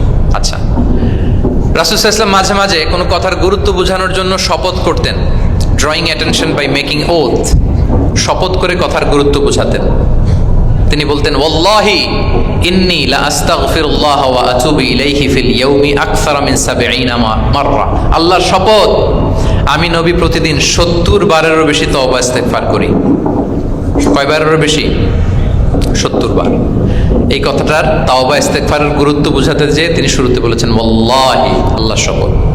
এরকম অনেক হাদিসে পাওয়া যায়, তিনি বলেছেন ওয়াল্লাযী নাফসু মুহাম্মাদিন বিয়াদিহি, ওই সত্তার শপথ যার হাতে মুহাম্মাদের আত্মা। আবার মাঝে মাঝে বলেছেন ওয়াল্লাযী নাফসি বিয়াদিহি, ওই সত্তার শপথ যার হাতে আমার আত্মা। এভাবে বলে তিনি কথা শুরু করেছেন। যখন তিনি এরকম শপথ করতেন, তখন কথার গুরুত্ব বোঝা যেত। কি বোঝা যেত? গুরুত্ব বোঝা যেত। তাহলে শপথ করে মাঝে মাঝে তিনি জিনিস বোঝাতেন। আচ্ছা, আমরা আমাদের বিভিন্ন প্রেজেন্টেশন বা লেকচার বোঝানোর জন্য অনেক মিনস ইউজ করি না? আল ওয়াসাইল আত-তা'লিমিয়া, এটাও কিন্তু রাসূল সাল্লাল্লাহু আলাইহি ওয়াসাল্লাম করতেন। আমরা কি কি করি? আমি তো জানি না আপনাদের আইএসসিতে ক্লাসরুমগুলো কেমন। নিশ্চয়ই সেখানে বোর্ড আছে। কি আছে? হোয়াইট বোর্ড নাকি ডিজিটাল বোর্ড? আচ্ছা, ডিজিটাল বোর্ডে যাননি আপনারা, আস্তে আস্তে যাবেন। হোয়াইট বোর্ডে তো আছেন। হোয়াইট বোর্ডে কি দিয়ে লেখা হয়? মার্কার। আচ্ছা, প্রেজেন্টেশন স্লাইড মাঝে মাঝে ইউজ করেন না? বা টিচার করে কিনা? তো সেটা কিভাবে করে? মাইক্রো প্রজেক্টর দিয়ে করে। এগুলো হচ্ছে আল ওয়াসাইল আত-তা'লিমিয়া। তো রাসূল সাল্লাল্লাহু আলাইহি ওয়াসাল্লামের সময় তো এই স্লাইডও ছিল না, ডিজিটাল বোর্ডও ছিল না, হোয়াইট বোর্ডও ছিল না, হ্যাঁ, মার্কার ছিল না, ওইরকম কিছু ছিল না। তো উনি কি ইউজ করতেন? উনিও চমৎকার চমৎকার কিছু মাধ্যম ইউজ করতেন। আপনারা শুনলে অবাক হবেন। আপনাদের মনোযোগ আছে তো সবার, না? আচ্ছা, আমরা দেখি যে উনি কি কি ইউজ করতেন। উনি অনেক ধরনের ভিজুয়াল ডেমনস্ট্রেশন করতেন। ভিজুয়াল ডেমনস্ট্রেশন মানে যেটা আপনি চোখ দিয়ে দেখে শিখে ফেলবেন, বুঝে যাবেন। Visual demonstration. Physical gesture use করে এটা করতেন। ফিজিক্যাল জেস্চার, অঙ্গভঙ্গি, বাংলা কি বলে? অঙ্গভঙ্গি। রাসূল সাল্লাল্লাহু আলাইহি ওয়াসাল্লাম, এটাতে তো আর কিছু আধুনিক বিজ্ঞান, আইটি তো লাগতেছে না। কি বলেন? আমার হাত পা দিয়ে আমি একটা কিছু বোঝাচ্ছি। তো রাসূল সাল্লাল্লাহু আলাইহি ওয়াসাল্লাম কিন্তু এটা করতেন। একবার তিনি ইয়াতিমের রক্ষণাবেক্ষণ যারা করে তাদের মর্যাদা কত, ফজিলত কত, এটা বোঝাতে যে একবার তিনি বলতেছেন, আনা ওয়া কাফিলুল ইয়াতিমি ফিল জান্নাতি কাহাতাইন, আমি এবং এতিমের রক্ষণাবেক্ষণকারী জান্নাতে ঠিক এইভাবে থাকবো। এইভাবে থাকবো মানে খুব কাছাকাছি থাকবো। He will be my neighbour, very close neighbour. এবং বোঝাতে যে এই যে উস্তার সাব বাবা, দুই আঙ্গুল এভাবে, এই আঙ্গুল থেকে এই আঙ্গুলের দূরত্ব কতটুকু? 1 মাইল নাকি কত? একেবারে কাছে। এই আঙ্গুল থেকে এই আঙ্গুলের তেমন কোনো দূরত্বই নাই, মানে খুব কাছে। এটা দিয়ে তিনি বুঝালেন আমি এবং এতিমের রক্ষণাবেক্ষণকারী ঠিক এভাবে থাকবো যেভাবে এই দুটো আঙ্গুল কাছাকাছি। আল্লাহু আকবার। তাহলে এই যে ফিজিক্যাল জেস্টার ইউজ করলেন কিনা, অঙ্গভঙ্গি, এটাকে বলে ভিজুয়াল ডেমনস্ট্রেশন। কি বলে? Visual demonstration. এবং রিসার্চাররা বলতেছেন যে approximately 80% of human learning comes through the visual demonstration. মানে আইজ দিয়ে, চোখ দিয়ে আমরা আমাদের শেখার 80% শিখে ফেলি। আমাদের শিখনের অলমোস্ট 80% আমরা দেখে দেখে শিখি। তাহলে রাসূল সাল্লাল্লাহু আলাইহি ওয়াসাল্লাম ভিজুয়াল ডেমনস্ট্রেশন করলেন, আনা ওয়া কাফিলুল ইয়াতীমি ফিল জান্নাতি কাহাতাইন। আচ্ছা, আরও দেখি হাদিসে এরকম আরও পাওয়া যায়। আমরা যে মুমিনরা ভাই ভাই, বিভিন্ন হাদিসে বিভিন্ন টেক্সটে রাসূল সাল্লাল্লাহু আলাইহি ওয়াসাল্লাম বলেছেন। এটা ইসলামের একটা খুব মৌলিক কথা, আমরা সবাই জানি না? আমরা সবাই কি এই অডিটোরিয়ামে আমরা যারা বসে আমরা সবাই কি আল মুমিনু আখুল মুসলিম, একে অপরের ভাই। আমাদের মধ্যে আবার আরেকটা সমস্যা আছে, আমরা দেখা যায় যে প্রত্যেকে যেই দল করে ওই দলের এরা ভাই ভাই আর কি, এরকম। এই হাদিসের একটা নিজস্ব অর্থ বলয় আমরা করে নিয়েছি যে ভাই ভাই ঠিক আছে, বাট আমি এই দলের, সো আমরা ভাই ভাই। আচ্ছা, ওরা ওই দল, তো ওরা কি নিজেরা নিজেরা আসলে কি এই ভাই ভাই নাকি? না, যারাই কালেমা শাহাদাতে বিশ্বাসী, যারা আমাদের কেবলাকে কেবলা মানে, যারা ঈমান এনেছে, তারা সবাই আমরা কি ভাই ভাই। এই যে আমাদের ভ্রাতৃত্বের বন্ধনটা যে খুব অটুট এবং মজবুত সুদৃঢ়, এটা বোঝানোর জন্য রাসূলুল্লাহ সাল্লাল্লাহু আলাইহি ওয়াসাল্লাম একবার বললেন আল মুমিনু লিল মুমিনি কাল বুনিয়ান। মুমিন যে ভাই ভাই, এই ভ্রাতৃত্বের বন্ধন হচ্ছে সুদৃঢ় প্রাচীরের মতো। ইয়াশুদ্দু বা'দুহু বা'দা, one side strengthening the other. একটা বড় প্রাচীর, যেমন এই বিল্ডিংটা যেমনি এই পাশ ওই পাশটাকে মজবুত করে ধরে রেখেছে, ওই পাশ যেমনি এটাকে মজবুত করে ধরে ঠায় দাঁড়িয়ে আছে বছরের পর বছর, যুগের পর যুগ। রাসূল সাল্লাল্লাহু আলাইহি ওয়াসাল্লাম বললেন মুমিন যে ভাই ভাই, তাদের সম্পর্কটা এরকম সুদৃঢ়। কতটা সুদৃঢ়? এটা বলতে যে ওয়াশাব্বাকা বাইনা আসাবিহি, তিনি হাতের এই 5 আঙ্গুল, এই 5 আঙ্গুলের ভেতরে ঢুকাই দিলেন। এরকম ধরেন তো একটু সবাই। আচ্ছা, ঢুকিয়ে একটু চাপ দেন। এখন ব্যাপারটা অনেক মজবুত হয়ে গেল না? হ্যাঁ, কেউ চাইলে কি সহজে ছোটাতে পারবে? না। তাহলে এই যে আরেকটা ভিজুয়াল ডেমনস্ট্রেশন পাইছেন, পেয়েছেন? ফিজিক্যাল জেস্চার, অঙ্গভঙ্গি করে তিনি বুঝাইলেন যে আমাদের ভ্রাতৃত্বটা এরকম মজবুত। মানে ওনার কাছে যা ছিল ওইটা বোঝাতে যে তিনি এই ফিজিক্যাল জেস্চারটা নিয়েছেন যে মুমিন ভাই ভাই এবং আমাদের ভ্রাতৃত্বের বন্ধনটা ঠিক এরকম মজবুত, লাইক দিস। তাহলে এটাকে বলে ভিজুয়াল ডেমনস্ট্রেশন, যেহেতু এতে করে সাহাবারা সহজে বুঝতো, এটা দিয়ে সহজে বুঝলো। আবার মাঝে মাঝে তিনি ড্রয়িং করেছেন, আমাদের মতো ডিজিটাল সিস্টেমে ড্রয়িং করে না, এখন তো খুব ইজি। তো তিনি কিভাবে ড্রয়িং করেছেন, একবার সাহাবীদেরকে নিয়ে তিনি মরুভূমির মাঝখানে খেজুরের ডাল নিয়ে একটা স্ট্রেট লাইন, সরল রেখা আঁকলেন। খাত্তা লানা রাসূলুল্লাহ সাল্লাল্লাহু আলাইহি ওয়াসাল্লাম খাত্তান, আল্লাহ রাসূল সাল্লাল্লাহু মরুভূমিতে খেজুরের ডাল দিয়ে টেনে একটা স্ট্রেট লাইন, মানে সরল রেখা আঁকলেন। একে বললেন হাদা সাবিলুল্লাহ, এটা হচ্ছে আল্লাহর রাস্তা, মানে সিরাতুল মুস্তাকিম। এরপরে এই স্ট্রেট লাইন, সরল রেখার ডানে বায়ে ছোট ছোট অনেকগুলো দাগ কাটলেন খেজুরের ডাল দিয়ে, আর বললেন হাদিহি সুবুলুশ শাইতান, এগুলো হচ্ছে শয়তানের রাস্তা। ফি কুল্লি সাবিলিন শাইতান, এই প্রত্যেকটা রাস্তায় একটা করে শয়তান থাকে, সে তার শয়তানি কাজের হাতছানি তোমাদের দেয়। তাহলে খেজুরের ডাল দিয়ে একটা স্ট্রেট লাইন, সরল রেখা করে বললেন এটা সিরাতুল মুস্তাকিম, আর ডানে বায়ে ছোট ছোট দাগ কেটে বললেন এগুলো হচ্ছে সাবিলুশ শয়তান। ওই পথে, শয়তানের হাতছানি দেয়া পথে কবু যাওয়া যাবে, বরং সিরাতুল মুস্তাকিমে থাকা লাগবে। তাহলে এই যে ভিজুয়াল ডেমনস্ট্রেশন ব্যাপারটা ক্লিয়ার হয়েছে না? কাফিলুল ইয়াতীমি কাহাতাইন শাব্বাকা বাইনা আসাবিহি খাত্তা লানা রাসূলুল্লাহ সাল্লাল্লাহু আলাইহি ওয়াসাল্লাম খাত্তা।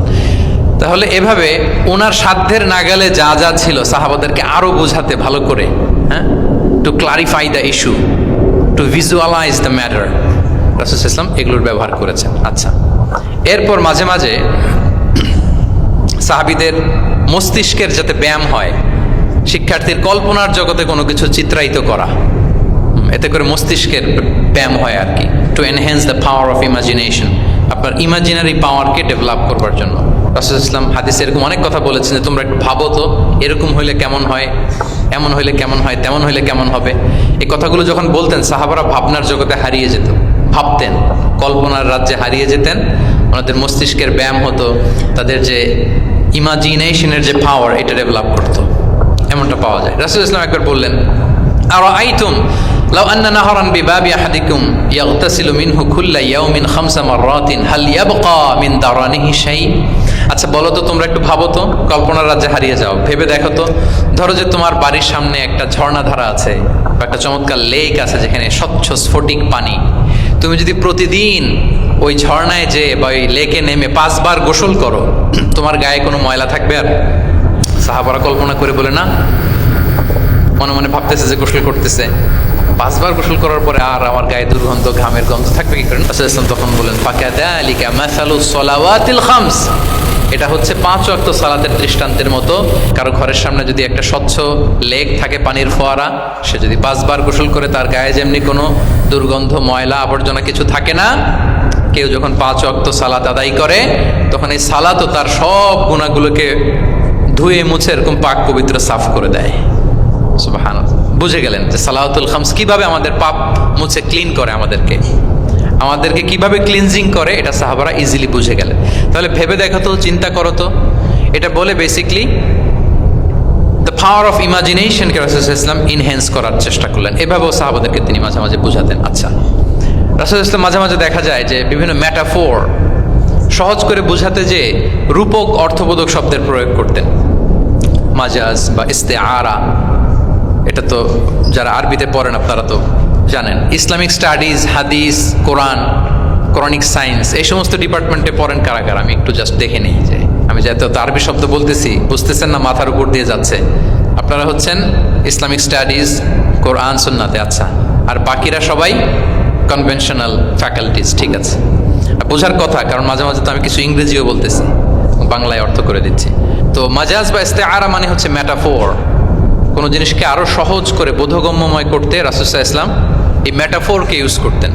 যেমন রাসূল সাল্লাল্লাহু আলাইহি ওয়াসাল্লাম নারীদের প্রতি সদয় হওয়ার জন্য পুরুষদেরকে তিনি বলেছেন রিফকান বিল কাওয়ারির, অর্থাৎ কাজগুলোর সাথে ভালো আচরণ করো, মানে কাজগুলোকে দেখে রেখো। কাচের পাত্র দিয়ে তিনি নারীদেরকে, স্ত্রীদেরকে বুঝিয়েছেন রিফকান বিল কাওয়ারির। আচ্ছা বলেন তো, কাচের গ্লাস, প্লেট, তৈজসপত্র এক বাড়ি থেকে যদি আরেক বাড়িতে, লেটসে আপনি বাসা শিফট করবেন, আপনার কাছে অনেক কাচের তৈরি গ্লাস, প্লেট, তৈজসপত্র আছে। চট্টগ্রামের এই থানা থেকে ওই থানায় আপনি বাসা চেঞ্জ করুন, এগুলো নেওয়ার সময় আপনারা কি করেন বলেন? কিভাবে নেন বলেন তো? হ্যাঁ, র্যাপিং করে, এক্সট্রা প্রিকশন নিয়ে খুব সাবধানে এটাকে ধরতে হয়, রাখতে হয়, সেট করতে হয়, নামাতে হয়, ঠিক কিনা বলেন? এটা বোঝাতে যে নারীদের সাথে কোমল আচরণ করো, সদয় আচরণ করো, এটা বোঝাতে যে রাসূল সাল্লাল্লাহু আলাইহি ওয়াসাল্লাম বলেছেন রিফকান বিল কাওয়ারির। একবার স্ত্রীরা, আমাদের আম্মা জানেরা রাসূল সাল্লাল্লাহু আলাইহি ওয়াসাল্লামের সাথে সফরে যাচ্ছেন, খুব সম্ভবত হজের সফরে। তো ওনারা যখন পালকিতে চড়বেন, ওখান থেকে হাওদাজে উঠাবেন, খুব দ্রুত তাড়াহুড়ো করে কিছু লোকজন ওই পালকি উঠাচ্ছিল। তখন রাসূল সাল্লাল্লাহু আলাইহি ওয়াসাল্লাম বললেন, ওয়াই হাক ইয়া আনজাসা সাউকাকা রিফকান বিল কাওয়ারির, খুব সাবধানে নিয়ে যাও, কাজগুলোকে একটু দেখে শুনে নাও, কাচের বোতলগুলো, গ্লাসগুলো দেখে শুনে নাও, মানে স্ত্রীদেরকে একটু দেখে শুনে যত্নের সাথে নিয়ে নাও। তাহলে নারীদেরকে কিসের সাথে তুলনা করেছেন? কাচের গ্লাস, কাচের তৈজসপত্র, কাচের সামগ্রী, যাতে বুঝতে সুবিধা হয়। কাচের গ্লাস তোমরা যেমনি ধরো, রাখো, ডিল করো, নারীদের সাথেও এভাবে কি কোমল আচরণ করতে হবে। আচ্ছা, আমি শুরুতেই বলেছিলাম যে রাসূল সাল্লাল্লাহু আলাইহি ওয়াসাল্লামের সাহাবীদেরকে কিছু শেখানো পদ্ধতিটা মেইনলি কি ছিল? কি বেসড? কারো মনে আছে? Q&A based, right? এই তো মাশাআল্লাহ, Q&A মানে প্রশ্নোত্তরমূলক। সাহাবারা প্রশ্ন করতো, রাসূল সাল্লাল্লাহু আলাইহি ওয়াসাল্লাম উত্তর দিতেন। কারণ কোরআনেও আমাদেরকে উৎসাহিত করা হয়েছে, ফাসআলু আহলা যিকরি ইন কুনতুম লা তা'লামুন, যদি না জানো তাহলে আহলু যিকির বা আহলুল ইলমকে জিজ্ঞেস করে জেনে নাও। এবং রাসূল সাল্লাল্লাহু আলাইহি ওয়াসাল্লাম বলেছেন, ফাইন্নামা শিফাউল আইয়ি আস-সুআলু, অজ্ঞতার চিকিৎসা হচ্ছে প্রশ্ন করা। আপনি জানেন না তো আপনার কাজ কি করবেন?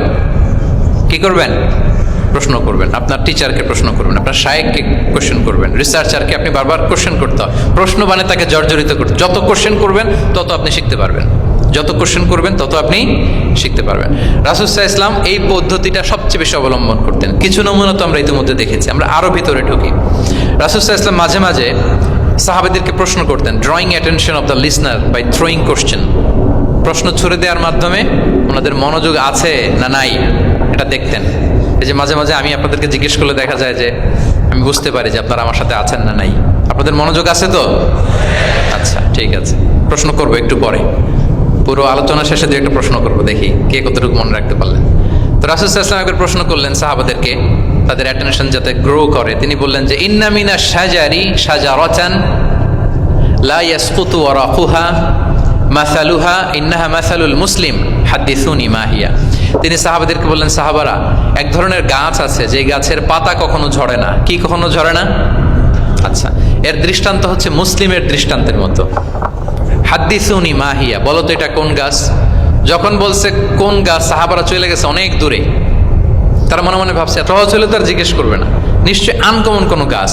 এবার ভাবতেছে দেখি তো খাইবারে গেছিলাম, খাইবারের আশেপাশে কি গাছ আছে। ওই যে তাবুকে ঘুরে আসলাম, তাবুকের পথিমধ্যে ক্যাকটাস, গুলমলতা, আরবের কি কি গাছ। ঘুরতে ঘুরতে সবাই দেখেছে না ওগুলোর তো পাতা ঝরে। খুঁজতে খুঁজতে সারা দুনিয়া খুঁজে ফেলতেছে সাহাবারা, কিন্তু ওনাদের নিজেদের জাতীয় গাছ যেটা, ঘরের পিছনে যে গাছের সারি সারি, যে গাছের ফল খেয়ে ওনারা জীবন ধারণ করেন, যেটা ওনাদের সমাজ রীতি ঐতিহ্য ট্র্যাডিশনের সাথে জড়িত, ওই গাছের নামে ভুলে গেছে, ওইটা মনে করতে পারতেছে। সবাই দূরে চলে গেছে। হাদিসে এসেছে ফাওয়াকা আন্না সুফি শাজারিল বাওয়াদি, দূর দূরান্তের গাছ নিয়ে ভাবতেছে, ভেবে ভেবে হয়রান, কেউ বলতে পারে না। তখন বাধ্য হয়ে রাসূল সাল্লাল্লাহু আলাইহি ওয়াসাল্লামকে বলল, ইয়া রাসূলুল্লাহ, আপনি একটু আমাদেরকে বলে দেন যে ইয়া রাসূলুল্লাহ হাদিসনা মা হিয়া, এটা কোন গাছ? তখন রাসূল সাল্লাল্লাহু আলাইহি ওয়াসাল্লাম বললেন, ইন্নাহা নাখলা, খেজুর গাছ। খেজুর গাছের পাতা পড়ে না, ডাল টেনেও ছিঁড়া যায় না, খুব কষ্ট। তো এটার দৃষ্টান্ত মুসলিমের দৃষ্টান্তের ন্যায়। তাহলে কোনো সাহাবারা পারলেন না। পরবর্তীতে হাদিসের যিনি বর্ণনাকারী আব্দুল্লাহ ইবনে ওমর তখন ছোট ছিলেন। বাড়িতে যাওয়ার পথে ওমর রাদিয়াল্লাহু তাআলা আনহুকে বলতেছেন যে, বাবা, আব্বা, এটা যে খেজুর গাছ আমার কিন্তু মাথায় আসছিল। তোমার ফারুক বলেন, বলো কি, তোমার মাথায় আসছিল, তুমি বললে না কেন? উনি বলে নাই কারণ সিনিয়র সাহাবারা পারতেছে না, বাপ চাচারা কেউ পারে না, আমি ছোট মানুষ বইলে আবার কোন বিপদে পড়ি, বিনয়ী মানুষ, উনি আর বলেন নাই, লাজুকতাও কাজ করতেছিল। তোমার ফারুক বললেন, যদি আজকে তুমি এটার উত্তর নবীর সামনে দিতে পারতা, আমার বুকটা এত বড় হয়ে যেত নবীর সামনে। মানে লাল উট, লাল কপাল বিশিষ্ট উট পেলে আরবরা যত খুশি হয়, আজকে আমি তার চেয়ে বেশি খুশি হয়ে যেতাম। তাহলে ওমরে ফারুক রাদিয়াল্লাহু তাআলা আনহু, ওনার ছেলে আব্দুল্লাহ ইবনে ওমর, উনি এটার উত্তর ধরতে পারছেন, কিন্তু উনি বলেন নাই। তাহলে দেখেন রাসূলুল্লাহ সাল্লাল্লাহু আলাইহি ওয়াসাল্লাম এরকম কোশ্চেন করতেন, কোশ্চেন করে তারপরে উত্তরটা বলতেন, এতে আর মানুষ ভুলে না। বাংলা একটা কথা আছে যে, শিখেছ কোথায়, ঠেকেছি যেথায়। জিজ্ঞেস করছে, পারি না, মনে আসে না, হঠাৎ করে যখন উত্তরটা বলে, এইটা যেরকম মনে থাকে আজীবন, অন্য কিছু থাকবে না। একটু যদি ঠেকে ঠেকে পারতেছি না, বুঝতেছি না, এরপর যখন বুঝাই দেওয়া হয়, ভালো করে শিখে নেই, এইটা আজীবন মনে থাকে ব্রেনে। এই পদ্ধতিটা রাসূল সাল্লাল্লাহু আলাইহি ওয়াসাল্লাম অবলম্বন করতেন। প্রশ্ন করে অপারগ করে দিতেন, কেউ পারে না, এরপর রাসূল সাল্লাল্লাহু আলাইহি ওয়াসাল্লাম বুঝিয়ে বলতেন, সবার একেবারে ব্রেনের মধ্যে, মস্তিষ্কে এটা গেঁথে যেত। তাহলে প্রশ্ন ছুটতেন। আচ্ছা, এরকম অনেক হাদিস আপনারা পাবেন রাসূল সাল্লাল্লাহু আলাইহি ওয়াসাল্লাম প্রশ্ন করে তারপরে উত্তর দিয়েছেন। আতাদরুনা মাল গীবা, তোমরা কি জানো গীবত কি? সাহাবারা বলে, আল্লাহ আল্লাহ রাসূল ভালো জানেন। যিকরাকা আখাকা বিমা ইয়াকরা, বলে দিলেন। আতাদরুনা মানিল মুফলিস, তোমরা কি জানো মুফলিসকে? এইভাবে প্রশ্ন করতে করতে সাহাবাদেরকে শিখাতেন। আচ্ছা, আল্লাহ রাসূল সাল্লাল্লাহু আলাইহি ওয়াসাল্লামের আরেকটা অভ্যেস ছিল প্রশ্নের পিঠে প্রশ্ন ছুড়ে দেওয়া। মানে কোনো সাহাবী যদি প্রশ্ন করতো, রাসূল সাল্লাল্লাহু আলাইহি ওয়াসাল্লাম তো উত্তর দিয়ে জানিয়ে দিতেন। মাঝে মাঝে জানিয়ে না দিয়ে প্রশ্নের পিঠে আবার উনি কি করতেন, প্রশ্ন ছুড়ে দিতেন। এটাও পাওয়া যায়। আচ্ছা, এক সাহাবী এসে বলল, ইয়া রাসূলুল্লাহ মাতা সাআ, হে নবী, কিয়ামত কখন হবে? রাসূল সাল্লাল্লাহু আলাইহি ওয়াসাল্লাম কখন হবে উত্তর না দিয়ে প্রশ্ন করলেন, ওয়া মাযা আ'দাততা লাহা, কিয়ামতের তোমার কি প্রিপারেশন, আগে ওইটা বলো। কিয়ামত কবে হবে জানার জন্য এত ব্যতিব্যস্ত, আগে বলো হোয়াটস ইউর প্রিপারেশন ফর কিয়ামা, তোমার কি প্রস্তুতি? তাহলে আরেকটা প্রশ্ন। প্রশ্নের বিপরীতে উনি উত্তর না দিয়ে উনি আবার কি করলেন? সবাই বলুন তো, উনি আবার কি করলেন? উনি নিজে আবার প্রশ্ন করলেন। তুমি জিজ্ঞেস করলে কিয়ামত কবে, তুমি বলো কিয়ামতের প্রিপারেশন কি নিছো বলো। তো সে বলে যে, লা শাই ইয়া রাসূলুল্লাহ, আমার কোনো প্রিপারেশন নাই, ইল্লা আন্নী উহিব্বুল্লাহ ওয়া রাসূলা, শুধু একটা জিনিসই আছে যে আমি আল্লাহ এবং আল্লাহর রাসূলকে ভালোবাসি। রাসূল সাল্লাল্লাহু আলাইহি ওয়াসাল্লাম বললেন, আনতা মা মান আহবাবতা, তুমি যাদেরকে ভালোবাসো তাদের সাথেই জান্নাতে থাকবে। আল্লাহ আল্লাহর রাসূলকে ভালোবাসো, তাদের সাথে তুমি কই থাকবে? জান্নাতে থাকবে। তাহলে প্রশ্নের পিঠে প্রশ্ন ছুড়ে দেওয়া। এরপর একই প্রশ্নের জবাবে ভিন্ন ভিন্ন জনকে ভিন্ন ভিন্ন উত্তর দিয়েছেন রাসূল সাল্লাল্লাহু আলাইহি ওয়াসাল্লাম। এটাকে এডুকেশনের ভাষায় বলে পার্সোনালাইজেশন। কি বলে? মানে যার যেটা লাগবে। শিক্ষক ভালো বুঝে, কয়েকটা ক্লাস নিলে উনি বুঝে ফেলে যে কার রিসিভিং ক্যাপাসিটি কতদূর, কার কোনটাতে ঘাটতি, কার কোনটাতে সমস্যা। একজন আদর্শ শিক্ষক, একজন চৌকস শিক্ষক, তিনি খুব সহজে এটা ধরে ফেলেন। তো রাসূল সাল্লাল্লাহু আলাইহি ওয়াসাল্লাম, হি was a very good observer. তিনি বুঝে ফেলতেন যে কার কোনটায় ঘাটতি, ফলে একই প্রশ্নের উত্তর উনি এক একজনকে এক একভাবে দিতেন। কেন? Based on the need of the addressee, যার যেটা দরকার ওইটার উপর গুরুত্ব আরোপ করে, যার যেটাতে ঘাটতি আছে সেটাতে গুরুত্ব আরোপ করে তিনি এক একজনকে কি করতেন, এক এক রকম উত্তর। অনেক সাহাবারা এরকম প্রশ্ন করেছেন যে আইয়ুল আ'মালি আফদাল ইয়া রাসূলুল্লাহ, সবচেয়ে শ্রেষ্ঠ আমল কোনটা? তিনি এক একজনকে এক একটা বলেছেন। কখনো বলেছেন যে আল্লাহর উপর ঈমান আনা, আল ঈমানু বিল্লাহি ওয়াহদা। কাউকে বলেছেন যে আল জিহাদ ফি সাবিলিল্লাহ, কাউকে বলেছেন আস-সালাতু ফি ওয়াক্তিহা, অন টাইমে সালাত পড়া। তার মানে যার যেটাতে ঘাটতি ছিল। কাউকে বলেছেন বিররুল ওয়ালিদাইন, কারণ তিনি দেখেছেন তার সাথে তার মা বাবার সম্পর্কে একটু ঘাটতি আছে, তারা এটা বলি, কারণ সবগুলোই ভালো কাজ, সবগুলোই কি ভালো কাজ। তাহলে যার যেটাতে ঘাটতি আছে সেটাতে গুরুত্ব আরোপ করে, এটা রাসূল সাল্লাল্লাহু আলাইহি ওয়াসাল্লাম করেছেন। মাঝে মাঝে রাসূল সাল্লাল্লাহু আলাইহি ওয়াসাল্লাম সাহাবীদেরকে মানে শিক্ষার্থীদেরকে উত্তর জানার জন্য ব্যাপকভাবে আগ্রহী করে তুলতেন। হ্যাঁ, এটাকে আরবিতে বলে তাশওয়ীকুস সামিঈন ইলা মা'রিফাতিল জাওয়াব, উত্তর শোনানোর জন্য আগ্রহী করে তোলা। সেক্ষেত্রে মাঝে মাঝে তিনি একটা দুটো শব্দ ইউজ করতেন, কিরকম? যেমন আওয়ালা আদুল্লুকুম, অথবা আলা উখবিরুকুম, আমি কি তোমাদের বলবো না? এটা বললে সাহাবারা বলতেন বলেন বলেন ইয়া রাসূলুল্লাহ, অবশ্যই বলবেন, বালা ইয়া রাসূলুল্লাহ। আওয়ালা উখবিরুকুম, আমি কি তোমাদের জানিয়ে দিব না? সাহাবারা বলতেন ইয়া রাসূলুল্লাহ, অবশ্যই আপনি আমাদের জানিয়ে দিবেন। যেমন তিনি বললেন যে কেউ জান্নাতে যাবে না মুমিন হওয়া ছাড়া, কেউ ইমানদার হতে পারবে না যতক্ষণ না একে অপরকে তোমরা ভালো না বাসো।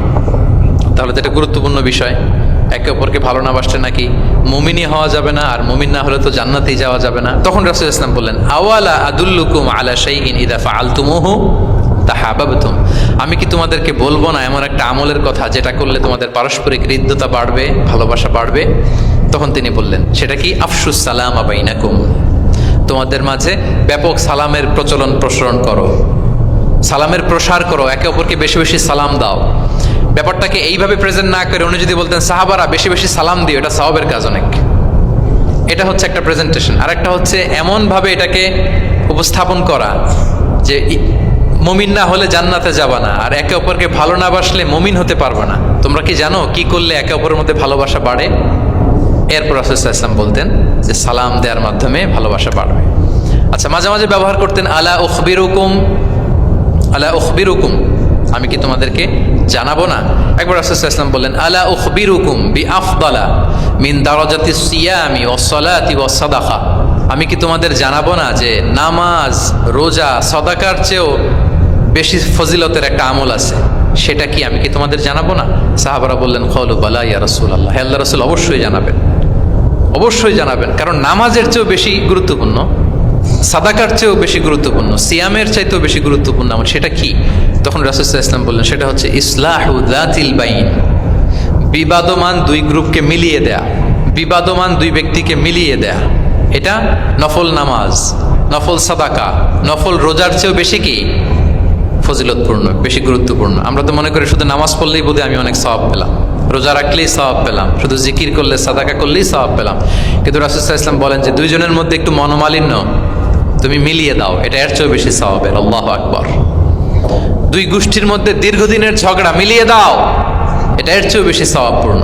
রাসূল সাল্লাল্লাহু আলাইহি ওয়াসাল্লাম মক্কা থেকে মদিনায় যেয়ে কি করেছেন? আউস এবং খাজরাজের দীর্ঘদিনের যুদ্ধ 1 ঘন্টার মধ্যে কি settle down. He was a very good mediator and arbitrator, চমৎকার মধ্যস্থতা করতে জানতেন তিনি। তাহলে এইভাবে উত্তর জানার জন্য শিক্ষার্থীদেরকে আগ্রহী করে তুলতেন। আচ্ছা, আরেকটা পদ্ধতি ছিল অবজারভেশন অ্যান্ড কারেকশন। রাসূল সাল্লাল্লাহু আলাইহি ওয়াসাল্লাম, আমি আলোচনার শুরুতেই বলেছি, হি was a very good observer, চমৎকার পর্যবেক্ষণ করতেন এবং সংশোধন দিতেন। কে কি করছেন এটা খেয়াল রাখতেন, মানে চোখ কান খোলা রাখতেন। বাংলায় আমরা কি বলি? বাংলায় কি বলা হয় এটাকে? চোখ কান খোলা রাখা। মসজিদে নববীতে এরকম ভুরি ভুরি পাবেন যে রাসূল সাল্লাল্লাহু আলাইহি ওয়াসাল্লাম কে কি করতেছে অবজার্ভ করতেছে, ওইটার উপর বেস করে তাকে নাসিহা করতেছে। একটা বিখ্যাত হাদিস তো আপনারা জানেন, রাসূল সাল্লাল্লাহু আলাইহি ওয়াসাল্লাম বসা, এক বেদুইন আসলো, এসে তার উটটা মসজিদে নববীতে বাঁধলো, বেদে 2 রাকাত নামাজ পড়লো, নামাজ পড়ে হাত তুলে আল্লাহর কাছে দোয়া করে, ইয়া আল্লাহ আল্লাহুম্মা আরহামনি ওয়া মুহাম্মাদা ওয়ালা তারহাম মা'ানা আহাদা, মানে ও আল্লাহ তুমি শুধু আমারে রহম করো আর মুহাম্মদ সাল্লাল্লাহু আলাইহি ওয়াসাল্লামের রহম করো, আমাদের দুইজনের সাথে আর কাউরে রহম করো না তুমি। বেদুইন তো কি, বেদুইন, মরুপল্লীতে বসবাস। আদাবুদ দোয়া, দ্য এটিকেটস অফ দোয়া, দোয়ার যে একটা আদব আছে, অন্যের জন্য দোয়া করলে যেটা নিজের লাভ, এগুলো তো জানে না। আল্লাহ তুমি আমারে মাফ করো, মুহাম্মদ সাল্লাল্লাহু আলাইহি ওয়াসাল্লামরে মাফ করো, আমাদের ছাড়া আর কাউরে মাফ করো না, কাউরে রহম করো না। এটা রাসূল সাল্লাল্লাহু আলাইহি ওয়াসাল্লাম দূর থেকে বসে বসে অবজার্ভ করছেন আর বললেন, হায় রে, লোকটা একটা প্রশস্ত জিনিসকে সংকীর্ণ বানায় ফেললো। গোটা বিশ্বের সবাইকে যদি আল্লাহ ক্ষমা করে, রহম করে, আল্লাহর রহমের দরিয়ায় কোনো ঘাটতি হবে বলেন তো? হবে? একটা প্রশস্ত বিষয়কে সে সংকীর্ণ করে ফেললো। এরপর কতটা সে বেদুইন, কি প্রকৃতির ছিল দেখেন। দোয়া টোয়া শেষে মসজিদে নবীর মাঝখানে বসে পেশাব করা আরম্ভ করছে। বিখ্যাত হাদিস জানেন, সবাই মারতে গেল, রাসূল ইসলাম থামালেন, বললেন পানি ঢেলে দাও, আর তাকে ডেকে বললেন, দেখো তুমি যে এখানে এই কাজটা করলা, প্রস্রাব করলা, এটা আমাদের এই মদিনার কমিউনিটির ইবাদতগাহ। এখানে এই কমিউনিটির লোকেরা নামাজ পড়ে, আল্লাহর জিকির করে, আল্লাহর কিতাব তেলাওয়াত করে। এটা কি ঠিক হলো তোমার? সে তো লজ্জায় অনুতপ্ত হয়ে কাঁচুমাচু। তাহলে এই যে অবজারভেশন করতেন এবং কারেকশন করতেন। আবার একদিন মসজিদে নববীতে বসা এক সাহাবী এসে নামাজ পড়লেন। নামাজ রাসূল ইসলাম দূর থেকে দেখতেছেন লোকটা কি করে। নামাজ পড়লো 2 রাকাত, পরে এসে নবীকে সালাম দিল। রাসূল ইসলাম সালামের উত্তর দিয়ে বললেন, ইরজি' ফাসাল্লি ফাইন্নাকা লাম তুসাল্লি, যাও আবার পড়ো, কারণ তুমি নামাজ পড়ো নাই, মানে নামাজটা ঠিক মতো হয় নাই। ইউ ডিডন্ট অফার ইউর সালাহ in a correct way, proper manner. ওই সাহাবী যে আবার 2 রাকাত পরে আসলেন, রাসূল ইসলাম একই কথা বললেন, ইরজি' সল্লি ফাইন্নাকা লাম তুসাল্লি, হয়নি নামাজ, আবার পড়ো। আবার পরে আসলেন, আবারও একই কথা। এখন 3 বার পড়ার পরও যখন হয় না, বেচারা ভাবলেন আবার যে বললে তো একই হবে, আমি তো এটাই জানি। তিনি বললেন, মা উহসিনু গায়রাহ, ইয়া রাসূল, এর চেয়ে ভালো আমি আর পারি না, ফাআল্লিমনি ইয়া রাসূলুল্লাহ, হে নবী আমাকে একটু শিখিয়ে দেন কিভাবে পড়বো। রাসূল সাল্লাল্লাহু আলাইহি ওয়াসাল্লাম বললেন, যখন নামাজে দাঁড়াবে, আল্লাহু আকবার বলে দাঁড়াবে, এরপর কোরআন থেকে যা সহজ লাগে পড়বে, তাড়াহুড়ো করবে না। কি করবে না? সবাই বলেন, কি করবে না? নামাজে কোনো তাড়াহুড়ো নাই, নো রাশিং ইন সালাহ, নো হ্যাস্টিনেস ইন সালাহ। নামাজে আমরা খুব তাড়াহুড়ো করি, এটা নামাজের যে প্রাণ, সালাতের প্রাণকে, রূহকে নষ্ট করে দেয়। যখন রুকুতে যাবে, স্ট্রেইট ফরওয়ার্ড রুকু করবে, হাত্তা তাতমাইন্না রাকিআন। রাসূল সাল্লাল্লাহু আলাইহি ওয়াসাল্লামের রুকুর পিঠটা ছিল একেবারে স্ট্রেইট, এই টেবিলটা যেরকম স্ট্রেইট, এরকম স্ট্রেইট। লাউ সাব্বা আলাইহিল মা লাস্তাকার, পানি ভর্তি একটা বোতল যদি রাসূল সাল্লাল্লাহু আলাইহি ওয়াসাল্লামের রুকু দেয়া পিঠের উপর রাখতো, পানিটাও পড়তো না, বোতলটাও পড়তো না, স্ট্রেইট। এরকম উদাহরণ দিয়ে সাহাবারা বলতেন যে এত স্ট্রেইট রুকুর পিঠ যে পানি ভর্তি গ্লাস রাখলে পানিটাও কাঁপবে না, বোতলটাও পড়বে না। রাসূল সাল্লাল্লাহু আলাইহি ওয়াসাল্লাম বলতেন, সবচেয়ে বড় চোর যারা নামাজে চুরি করে। সাহাবারা বললেন, এটা আবার কিভাবে? তিনি বললেন, লা ইউতিম্মু রুকুআহু ওয়া সুজুদাহ, তারা নামাজের চোর যারা রুকু সেজদা ঠিক মতো করে না। তো বললেন যে রুকু থেকে আবার স্ট্রেট হয়ে দাঁড়াবে, যখন সিজদায় যাবে ইতমিনানের সাথে, উইথ রিল্যাক্সেশন। নামাজের মধ্যে কি থাকবে? রিল্যাক্সেশন থাকবে। কি থাকবে বলেন? হ্যাঁ, রিল্যাক্সেশন থাকবে। যখন বললেন যে এই 1 রাকাত যেমনি তোমাকে শিখালাম, সব নামাজ তুমি এইভাবে পড়বা, উইথ রিল্যাক্সেশন, নো রাশিং, তখন সাহাবী শিখে গেলেন। তাহলে এই যে অবজারভেশন অ্যান্ড কারেকশন, দেখতেন হোয়াটস গোয়িং অন অ্যারাউন্ড, কি হচ্ছে, ভুল হলেই শুধরে দিতেন। হজের দিন উনি ওটের সামনে বসা, পেছনে ফদল ইবনে আব্বাস রাদিয়াল্লাহু তাআলা আনহু, আব্দুল্লাহ ইবনে আব্বাসের ভাই, রাসূল সাল্লাল্লাহু আলাইহি ওয়াসাল্লামের কাজিন, রাসূল সাল্লাল্লাহু আলাইহি ওয়াসাল্লামের কি কাজিন। তো রাসূল সাল্লাল্লাহু আলাইহি ওয়াসাল্লাম বিভিন্ন মাসআলার উত্তর দিচ্ছেন। কি করতেছেন? মাসআলার উত্তর দিচ্ছেন। রাসূল সাল্লাল্লাহু আলাইহি ওয়াসাল্লাম হজ করেছিলেন কয়টা বলেন তো দেখি, কে জানে? হ্যাঁ, মাত্র একটা করছে। ঠিকঠাক আছে তো উত্তর? সবাই বলেন, কয়টা হজ করেছিলেন? হ্যাঁ, আসলে রাসূল সাল্লাল্লাহু আলাইহি ওয়াসাল্লাম কেবলমাত্র জীবনে কয়টা হজ করেছেন? একটা হজ করেছেন, 4টা উমরা করেছেন। আচ্ছা, এবার যেহেতু একটা হজ করেছেন, মানুষের অনেক ভুল হয়ে যাওয়া তো খুব স্বাভাবিক। কি বলেন? স্বাভাবিক না? স্বাভাবিক। ফলে 10 জিলহজ, যেটা ভেরি হ্যাকটিক ডে, একদিনে অনেক কাজ করতে হয়, 5টা কাজ। জামরায় স্টোনিং করতে হয়, পাথর মারো, স্লটার করো, প্রাণী জবাই করো, মাথার চুল ফেলে দাও, আবার চলে যায় মক্কায়, ফরজ তাওয়াফ করো, সাই করো, ফিরে আসো। এই যে 5টার সিকোয়েন্স অনেকে রাখতে পারে না, ভুল করে ফেলে। এখন 1400 বছর পরে, মুআল্লিমরা এত তালিমের পরেও আমরা ভুল করে ফেলি। তাহলে ওই সময় কি হয়েছিল বলেন? এটা ছিল প্রথম হজ। তো রাসূল সাল্লাল্লাহু আলাইহি ওয়াসাল্লাম জানেন আজকে তো অনেক ভুল করবে, তিনি আকাবা, মিনার পাশে আকাবার এখানে হেল্পলাইন সার্ভিস চালু করছেন, মানে নিজে দাঁড়ায় আছেন, দেখি কার কি ভুল হয় জিজ্ঞেস করলে মাসালা বলে দেব। সুবহানাল্লাহ। তো এসে একজন বলে যে, ইয়া রাসূলুল্লাহ, আমি তো ওই আগে কুরবানি পরে চুল কাটা, আমি আগে চুল কেটে ফেলছি। রাসূল সাল্লাল্লাহু আলাইহি ওয়াসাল্লাম বলে, ইফআল ওয়ালা হারাজ, ওকে, কোনো সমস্যা নেই, যাও। আরেকজন এসে বলে, আমি তো আগে এটা করছি। ওই দিন যাই নবীকে জিজ্ঞেস করা হয়েছে, নবী সাল্লাল্লাহু আলাইহি ওয়াসাল্লাম ফ্লেক্সিবিলিটি দিয়ে দিয়েছেন, বলে করো, অসুবিধা নাই। তো ওই যে দাঁড়িয়ে তিনি মাসালা বলতেছেন, পেছনে ছিল ফদল ইবনে আব্বাস, ছোট ছোট সাহাবী, তরুণ। তো খাসাআম গোত্রের এক নারী, আসছিল একটা মাসালা জিজ্ঞেস করতে, and she was a very beautiful lady, বেশ সুন্দরী ছিল। তো এসে রাসূল সাল্লাল্লাহু আলাইহি ওয়াসাল্লামকে যখন প্রশ্ন করতেছে, ফদল ইবনে আব্বাসের নারীর দিকে তাকায় আছে, এবং ওই নারীও ফদল ইবনে আব্বাসের দিকে তাকায় আছে। রাসূল সাল্লাল্লাহু আলাইহি ওয়াসাল্লাম উত্তরও দিচ্ছেন, আবার খেয়াল করতেছেন যে চোখাচোখি হয়ে যাচ্ছে। যখনই তিনি অবজার্ভ করলেন যে ফদল ইজ ক্রসিং দ্য লিমিট, একবার চোখ পড়তে পারে, তারপর তো নামিয়ে ফেলতে হবে, সে যখন তাকিয়ে আছে, নারীও তাকিয়ে আছে, তখন রাসূল ইসলাম কি করলেন, ওয়াজআলান নবী সাল্লাল্লাহু আলাইহি ওয়াসাল্লাম ইয়াসরিফু ওয়াজহাল ফদলি ইলা শিক্কিল আখার, সাথে সাথে ফদলকে বললেন, ফদল ওইদিকে না, এদিকে তাকাও। এটা সরাসরি হাদিসের অনুবাদ করে শোনাচ্ছি, আমার পক্ষ থেকে না, এবং বুখারীর হাদিস। ফাজআলা ইয়াসরিফু ওয়াজহাল ফদলি, ফদল ইবনে আব্বাসের চেহারাটা রাসূল ইসলাম ঘুরিয়ে ফেললেন যে ফদল ওইদিকে তাকানো যাবে না, এদিকে তাকাও। ফদল রাদিয়াল্লাহু তাআলা আনহু নিজেকে সামলে নিলেন। এই যে this is the point, observation. এটা কি বলে? Observation and correction. রাসূল Islam he was a very good observer, what's going on around, কি চলতেছে সব দিকে চোখ কান খোলা। বাংলায় কি বলে? বাংলায় বললে বুঝবেন ভালো, চোখ কান খোলা রাখতে হবে। তো রাসূল ইসলাম খেয়াল করলেন এবং ওনার চেহারা ঘুরিয়ে দিলেন। এভাবে তিনি কেউ ভুল করলে শুধরে দিতেন। এবং শুধরে দেওয়ার আরেকটা নিয়ম রাসূল সাল্লাল্লাহু আলাইহি ওয়াসাল্লাম, আল্লাহু আকবার, অনেক পয়েন্টস এখানে, যে কিভাবে তিনি অন্যের ভুল শুধরাতেন। আমরা কিভাবে ভুল শুধরাই? বাংলাদেশের যে টেন্ডেন্সি, কেউ ভুল করলে আর মাইক্রোফোন যদি পাই যে মাহফিলে, এইবার তো পাইছি ওই বেটারে, ও কাফের, ওর দাদা কাফের, ওর 14 গোষ্ঠী কাফের, ও মারা যাওয়ার পরে যেখানে কবর দিবে, ওই কবরের উপর যে ঘাস উঠবে, ওই ঘাস যে গরু খাবে, ওই গরুর দুধ যে খাবে, ও কাফের। মানে 14 গোষ্ঠীকে কাফের বানাই দিচ্ছে। আমি জাস্ট সিনারিওটা আপনাদের সাথে শেয়ার করি, যে নিয়ম হচ্ছে কি। লেটস সে আমার একজন কো স্পিকার কোনো কিছু একটা ভুল করে ফেলছে, তার জানা নাও থাকতে পারে, আবার আমারও একটা জিনিস জানা নাও থাকতে পারে। কেউ ভুল করলে শুধরানোর নিয়ম হচ্ছে, সে যে ভুলটা করলো এটা যে ভুল এটা জানানো, যে অনেকে এরকম এরকম বলে, আসলে এটা ঠিক না, বরং ঠিক হচ্ছে এটা, এবং এর পক্ষে দলিল হচ্ছে এটা, জাস্ট এটা বলে দাও। এটা যদি বলে দেয় তাহলে কি হবে, যে ভুল করছে সে যখন শুনবে, তার নাম তো আর বলা হয় নাই, সে তো বুঝে যাবে এটা তো আমি ভুলটা করছি, ফলে আমি শুধরে গেলাম, ওই লোক শুধরে যাবে। আর বাকি যারা লিসেনার, শ্রোতা, তারা সবাই সতর্ক হয়ে যাবে। তাহলে যেটা উদ্দেশ্য ছিল কাউকে শুধরানো, ওটা হয়ে গেছে না? কারো নাম নেওয়া প্রয়োজন হয়েছে? বলেন তো। রাসূল সাল্লাল্লাহু আলাইহি ওয়াসাল্লাম যখন কাউকে কারেক্ট করতেন, তখন কখনো কারো নাম ধরে শুধরাতেন না, কারেক্ট করতেন না। আল্লাহু আকবার। নাম ধরে শুধরাতেন না, পাছে না সে লজ্জা পেয়ে যায়, পাছে না সে বিব্রত হয় মানুষের সামনে। সুবহানাল্লাহ। অন্যের রাইটস, অন্যের ব্যক্তিত্বের ব্যাপারে কতটা মর্যাদাশীল ছিলেন। কারণ কারো নাম ধরে তো আমার শুধরানোর দরকার নেই, এটা যে ভুল, সোসাইটিকে এটা জানালেই হবে। তাহলে যে ভুল করছে সে শুধরে গেল, বাকিরা সতর্ক হয়ে গেল, ঠিক না? আচ্ছা, 3 সাহাবী মিলে একবার ভাবলো রাসূল সাল্লাল্লাহু আলাইহি ওয়াসাল্লাম বাড়িতে কি কি আমল করে, আমরা একটু আম্মাজানদের জিজ্ঞেস করি, তাহলে আমরাও আমাদের আমল একটু বাড়াবো। যে জিজ্ঞেস করলো যে আম্মাজানরা একটু বলেন তো, উনি বাসায় কি কি ইবাদত করে, কতটুকু কোরআন পড়ে, তাহাজ্জুদ কেমনে পড়ে। আম্মাজানরা বর্ণনা দিলেন। বর্ণনা শোনার পরে কান্নাহুম তাকাল্লুহা, ওনাদের কাছে একটু কম মনে হইলো, মানে অনেক এক্সপেকটেশন নিয়ে আসছিল।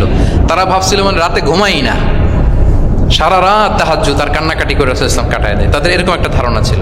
কিন্তু এসে শুনে যে না, আসার পরে নাকি ঘুমোতে যায়, অনেকক্ষণ ঘুমিয়ে সেই মাঝরাতে নাকি ওঠে। যা যা বর্ণনা শুনলো, কান্নাহুম তাকাল্লুহা, এদের কাছে একটু কম মনে হলো। তো একজন বলতেছে, আরে কম না, আইনা নাহনু মিন রাসূলিল্লাহ, কোথায় আল্লাহ রাসূল আর কোথায় আমরা।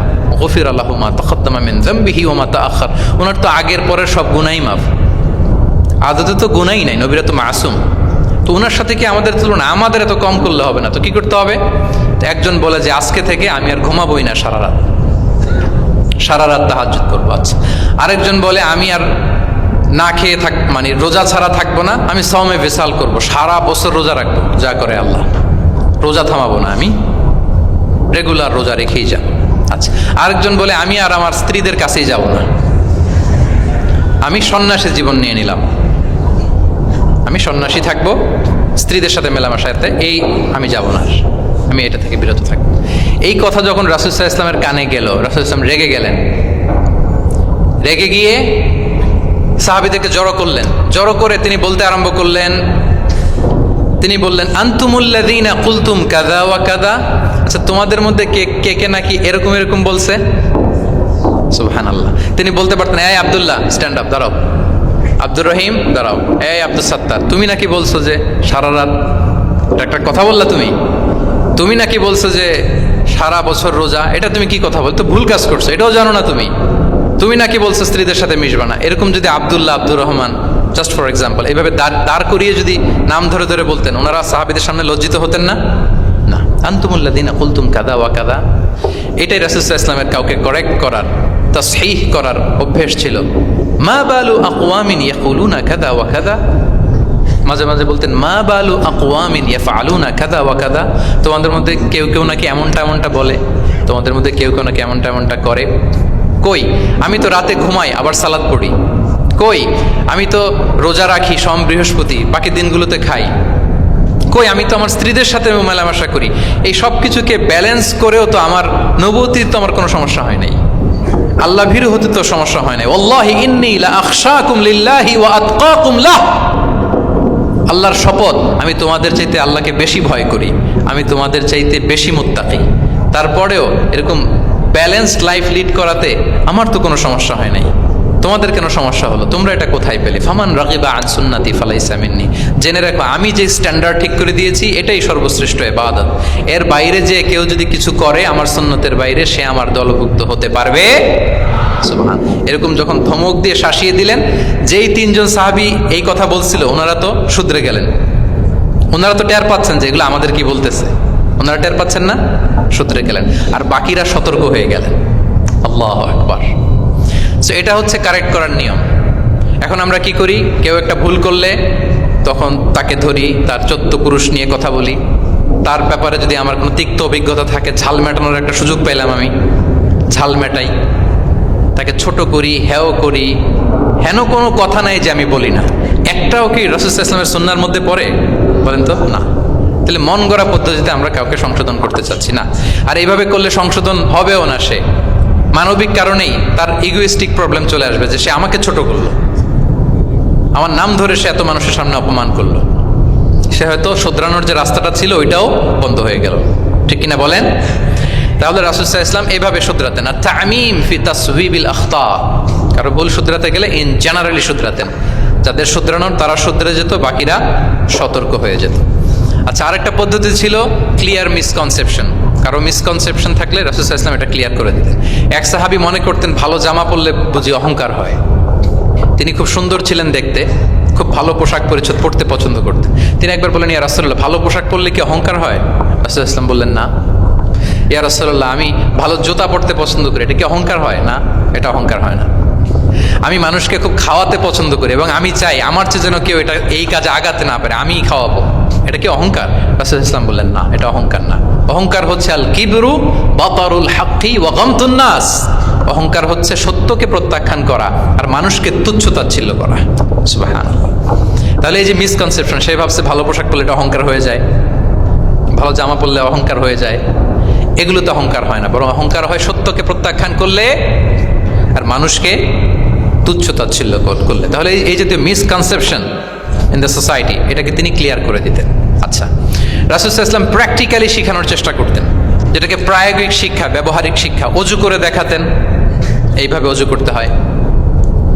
সালাত পড়ে দেখাতেন, সল্লু কামা রাআইতুমুনি উসাল্লি। সালাত তো হচ্ছে আল আমাল আল মুতাওয়ারাস, এই উম্মার অবিচ্ছিন্ন কর্মধারা। সালাত জিবরিল আলাইহিস সালামকে শিখিয়েছেন আল্লাহ, রাসূল সাল্লাল্লাহু আলাইহি ওয়াসাল্লামকে শিখিয়েছেন জিবরিল আলাইহিস সালাম, রাসূল সাল্লাল্লাহু আলাইহি ওয়াসাল্লাম শিখিয়েছেন সাহাবীদের। এইভাবে অবিচ্ছিন্ন কর্মধারা, আরবিতে বলে আল আমাল আল মুতাওয়ারাস। এবং রাসূল সাল্লাল্লাহু আলাইহি ওয়াসাল্লাম বলতেন, সল্লু কামা রাআইতুমুনি উসাল্লি, আমাকে যেমনি সালাত পড়তে দেখো এইভাবে পড়ো। হজের ক্ষেত্রে বলেছেন, খুদু আন্নি মানাসিকাকুম, হজের বিধানকে দেখে নাও। একবারই তো হজ করেছেন, হাতে কলমে প্র্যাকটিক্যাল গাইডলাইন দিয়ে শিখিয়েছেন। এবং সাহাবারা ভুল করে কিনা মাঝে মাঝে শুনতেন, যেটাকে আরবিতে বলে কিরাআতু তিলমিদ আলা শেখ। আব্দুল্লাহ ইবনে মাসউদ রাদিয়াল্লাহু তাআলা আনহুকে রাসূল সাল্লাল্লাহু আলাইহি ওয়াসাল্লাম একবার বললেন, আব্দুল্লাহ একটু তেলাওয়াত করো তো। তিনি বললেন, আকরাউ আলাইকা ওয়া আলাইকা উনজিল, হে নবী, আমি আপনার সামনে দাঁড়ায় তেলাওয়াত করব, আপনার উপর কোরআন নাজিল হয়। রাসূল সাল্লাল্লাহু আলাইহি ওয়াসাল্লাম বললেন যে ইন্নী উহিব্বু আন আসমাআহু মিন গায়রি, হে আব্দুল্লাহ ইবনে মাসউদ, আমি কোরআন তেলাওয়াত তোমাদেরকে শোনাতে যেমনি পছন্দ করি, তোমরা কেউ পড়বা আর আমি শুনবো, এটাও খুব পছন্দ করি। কারণ উনি প্ল্যান করে রাখছেন আব্দুল্লাহ ইবনে মাসউদ কি হবেন, তিনি কিছুদিন পরে উম্মার শিক্ষক হবেন। ওইখানে আবার ভুলটুল করে ফেলেন কিনা উনি জাজ করতেছেন। তখন আব্দুল্লাহ ইবনে মাসউদ রাদিয়াল্লাহু তাআলা আনহু সূরা নিসা তেলাওয়াত করে শোনালেন। তাহলে রাসূল ইসলামের একটা পন্থা ছিল, তিনি শুনতেন আবার শোনাতেন। কি করতেন? শুনতেন, শোনাতেন। প্রতি রমাদানে যতটুকু কোরআন নাজিল হয়েছে তিনি জিবরিল আলাইহিস সালামকে শোনাতেন, আবার জিবরিল আলাইহিস সালাম পুরো কোরআন রাসূল সাল্লাল্লাহু আলাইহি ওয়াসাল্লামকে শোনাতেন। এটা ছিল একটা টেকনিক। আচ্ছা, রাইটিং মেথড, আমরা যেমনি লেখি, অ্যাসাইনমেন্ট, প্রেজেন্টেশন, লেখার মাধ্যমে জ্ঞান বিতরণ, জ্ঞান অর্জন, এটা কম ছিল। আমি আগেই বলেছি মেইনলি ছিল oral based and Q&A based, কিন্তু লেখাজোখা যে ছিলই না তা না। লেখা জানতো, হাতে গোনা অল্প কিছু সাহাবী মক্কায় লিখতে জানতেন, পড়তে জানতেন। মদিনাতেও ইহুদিরা জানতো, কিন্তু অন্যান্যরা, আরবরা, তাদের মধ্যে লেখার যে কালচার এটা ওইভাবে গড়ে ওঠেনি। জানতেন অল্প সংখ্যক লোক। যেমন ওহী লেখক সাহাবী ছিলেন ইবনে কাসিরের বর্ণনা মতে 23 জন। কয়জন? ওনারা খেজুর গাছের ছালে, পাথরে, চামড়ায়, প্রাণীর চ্যাপ্টা হাড়ের মধ্যে কোরআন লিখে রাখতেন, এবং রাসূল সাল্লাল্লাহু আলাইহি ওয়াসাল্লাম কোরআন ছাড়া অন্য কিছু ওনার কাছ থেকে যেন লিখে রাখা না হয় এই মর্মে আদেশ জারি করেছেন, লা তাকতুবু আন্নী গায়রাল কোরআন ওয়া মান কাতাবা আন্নী গায়রাল কোরআনি ফালইয়ামহু। কোরআন ছাড়া কিছু লিখো না, তাহলে কোনটা আমার কথা আর কোনটা আল্লাহর কথা মিক্স আপ হয়ে যাবে। কিন্তু কোরআন যখন অধিকাংশ রেকর্ডেড হয়ে গেল, তখন তিনি হাদিস সংরক্ষণের জন্য, লেখার জন্য পারমিশন দিয়ে দিলেন। যেমন মক্কা বিজয়ের ভাষণের পরে ইয়ামান থেকে আসা এক লোক আবু শাহ বলতেছে, ইয়া রাসূলুল্লাহ, আপনার ভাষণটা আমার একটু লিখে দিলে ভালো হয়। কি দিলে? লিখে দিলে। রাসূল ইসলাম সাহাবাদেরকে বললেন, উক্তুবু লি আবি শাহ, ঠিক আছে, এই ইয়ামানি ভিজিটর, তাকে আমার ভাষণটা তোমরা লিখে দাও। তাহলে এই লেখার পদ্ধতিটা খুব কম ছিল। রাসূল সাল্লাল্লাহু আলাইহি ওয়াসাল্লাম নিজে লিখতেন না, কাতেবে ওয়াহিদের দিয়ে লেখাতেন, কোরআন লেখাতেন। সপ্তম হিজরিতে যখন সুপার পাওয়ারদেরকে চিঠি লিখিয়েছিলেন, কাতেবে ওয়াহিদদেরকে দিয়ে চিঠি লিখিয়েছেন, এটা রাসূল সাল্লাল্লাহু আলাইহি ওয়াসাল্লাম করতেন। আচ্ছা, সফট স্কিল ডেভেলপমেন্টের ব্যাপারে রাসূল সাল্লাল্লাহু আলাইহি ওয়াসাল্লাম উদ্বুদ্ধ করেছেন। লার্নিং ফরেন ল্যাঙ্গুয়েজ, যেটা কমিউনিকেশন স্কিল, ভাষা জানা, এটা খুব জরুরি। আরবি, ইংরেজি, বাংলা, 3টা ভাষা জানেন কে কে? দেখি ছাত্রদের মধ্যে। প্যারালাল, লাইক নেটিভ আর নেয়ার নেটিভ, 5-7 জন আছে না? ল্যাঙ্গুয়েজ আরো ভালো জানতে হবে। আরবিতে একেবারে ফ্লুয়েন্ট হইতে হবে, ইংরেজিতে ফ্লুয়েন্ট হইতে হবে। এই 2টা ল্যাঙ্গুয়েজ যদি আপনার হাতে থাকে, you can win the world for sure, I am telling you. গোটা বিশ্ব আপনি জয় করে ফেলতে পারবেন। তাহলে IIUC তো এটার একটা সেন্টার, খুব চমৎকার সুযোগ এখানে আছে আরবিতে মাস্টার হওয়া, ইংরেজিতে মাস্টার হওয়া। তাহলে সফট স্কিল ডেভেলপমেন্টের ব্যাপারে রাসূল সাল্লাল্লাহু আলাইহি ওয়াসাল্লাম উৎসাহিত করেছেন। কিভাবে? ইহুদিরা যখন চিঠি লিখতো, কোন ভাষা লিখতো জানেন? হিব্রু ভাষায়, হিব্রু ল্যাঙ্গুয়েজে। এখন এইটা বোঝার জন্য রাসূল সাল্লাল্লাহু আলাইহি ওয়াসাল্লাম এক ইহুদিকে হায়ার করতে হতো, যে তুমি একটু পরে বলো তো ওরা কি লিখলো। আচ্ছা, এটা লিখছে। এর বিপরীতে রাসূল যখন আবার চিঠি লিখবেন, তখন এক ইহুদিকে ডাকতে হতো যে আমি বলতেছি আরবিতে, তুমি এটা হিব্রুতে ট্রান্সলেট করে পাঠাও। তো যেহেতু ইহুদিরা বিশ্বাসঘাতকতার অনেকগুলো ইনসিডেন্ট আছে, ট্রেচারি, বিট্রেয়াল ইনসিডেন্ট অনেকগুলো আছে, রাসূল সাল্লাল্লাহু আলাইহি ওয়াসাল্লাম বললেন আমি ইহুদিদেরকে বিশ্বাস করতে পারি না, কারণ একজনটা নিয়ে আসলাম, চিঠি একটা লিখছে একটা, সে অর্থ শোনাইলো আরেকটা। আমি বললাম লিখতে একটা, সে বিশ্বাসঘাতকতা করে লিখে দিল আরেকটা, তাহলে ঝামেলা হয়ে যাবে না? রাসূল সাল্লাল্লাহু আলাইহি ওয়াসাল্লাম তিনি যায়েদ ইবনে সাবিত রাদিয়াল্লাহু তাআলা আনহুকে বললেন যে তুমি এই হিব্রু ল্যাঙ্গুয়েজ শিখবা, শিখে আমার পক্ষ থেকে অন বিহাফ অফ মি তুমি জুইশদেরকে চিঠি লিখবা, ওদের চিঠি আসলে তুমি আমারে পড়ে শোনাবা। ইন্নী লা আমানু আলা ইয়াহুদ ফি কিতাবি, আমি ইহুদিদেরকে বিশ্বাস করি না। রাসূল সাল্লাল্লাহু আলাইহি ওয়াসাল্লাম যখন ওনাকে অ্যাসাইন করলেন এবং দোয়া করলেন, রাসূল সাল্লাল্লাহু আলাইহি ওয়াসাল্লামের দোয়ার বরকতে উনি বলেন যে 15 দিন যেতে না যেতে I became master in Hebrew within 15 days. 15 দিন যেতে না যেতে আমি হিব্রু ভাষায় পণ্ডিত হয়ে গেলাম। এরপর থেকে যত চিঠি ইহুদিদের কাছে লেখা প্রয়োজন হতো, আমি যায়েদ ইবনে সাবিত লিখে দিতাম, এবং হিব্রুতে চিঠি আসলে আমি অনুবাদ করে দিতাম। তাহলে দেখেন রাসূল সাল্লাল্লাহু আলাইহি ওয়াসাল্লাম কিন্তু এই কমিউনিকেশন স্কিল ডেভেলপমেন্ট করার জন্য, যেটাকে সফট স্কিল আমরা বলি, ইন্সপায়ার করেছেন না? তাহলে ল্যাঙ্গুয়েজ শিখবেন আপনারা, কি বলেন? শুধু আরবি ইংরেজি না, পারলে জাপানিজও শিখেন, চাইনিজও শিখেন, অনেক কাজে লাগবে। অ্যাটলিস্ট অ্যারাবিক অ্যান্ড ইংলিশ, ইনশাল্লাহ বলেন। সবাই বলেন নাই? মাশাআল্লাহ, তাবারাকাল্লাহ। রিজনিং, মারিফাতুল ইল্লাহ, শুধু একটা লিগ্যাল অপিনিয়ন জানিয়ে রাসূল সাল্লাল্লাহু আলাইহি ওয়াসাল্লাম ক্ষান্ত হতেন না। কেন এটা হালাল, কেন হারাম, রিজনিং শিখিয়েছেন তিনি। এটা দীর্ঘ আলোচনা, ফিকহের আলোচনা, ওইদিকে যাব না, জাস্ট বলে রাখলাম পয়েন্টগুলো। ইমোশনাল ইন্টেলিজেন্স তিনি ইউজ করেছেন শিক্ষাদানের ক্ষেত্রে, অর্থাৎ আবেগ অনুভূতিকে নাড়িয়ে দিয়ে ছাত্রকে ইমোশনাল বানিয়ে তারপরে মেসেজ দেয়া। সুবহানাল্লাহি ওয়া বিহামদিহি। এক যুবক এসে বললেন, ইয়া রাসূলুল্লাহ ইদান লি বিজিনা, হে নবী আপনি আমাকে জিনার অনুমতি দিন, জিনার অনুমতি দিন। ফা আকবালাল কওমু আলাইহি ফাজাজারুহু মাহমাহ, সাহাবারা ধমকাতে লাগলো, বেয়াদব, লজ্জা শরমের মাথাকে কি বলো এগুলো তুমি নবীর সামনে? জিনার অনুমতি দাও। ওয়ালা তাকরাবুজ জিনা, আল্লাহ বলেন জিনার কাছেও যেও না, ব্যভিচারের কাছেও যেও না। তুমি নবীর সামনে এসে এই পাপের অনুমতি চাও? রাসূল ইসলাম কিছু বললেন না।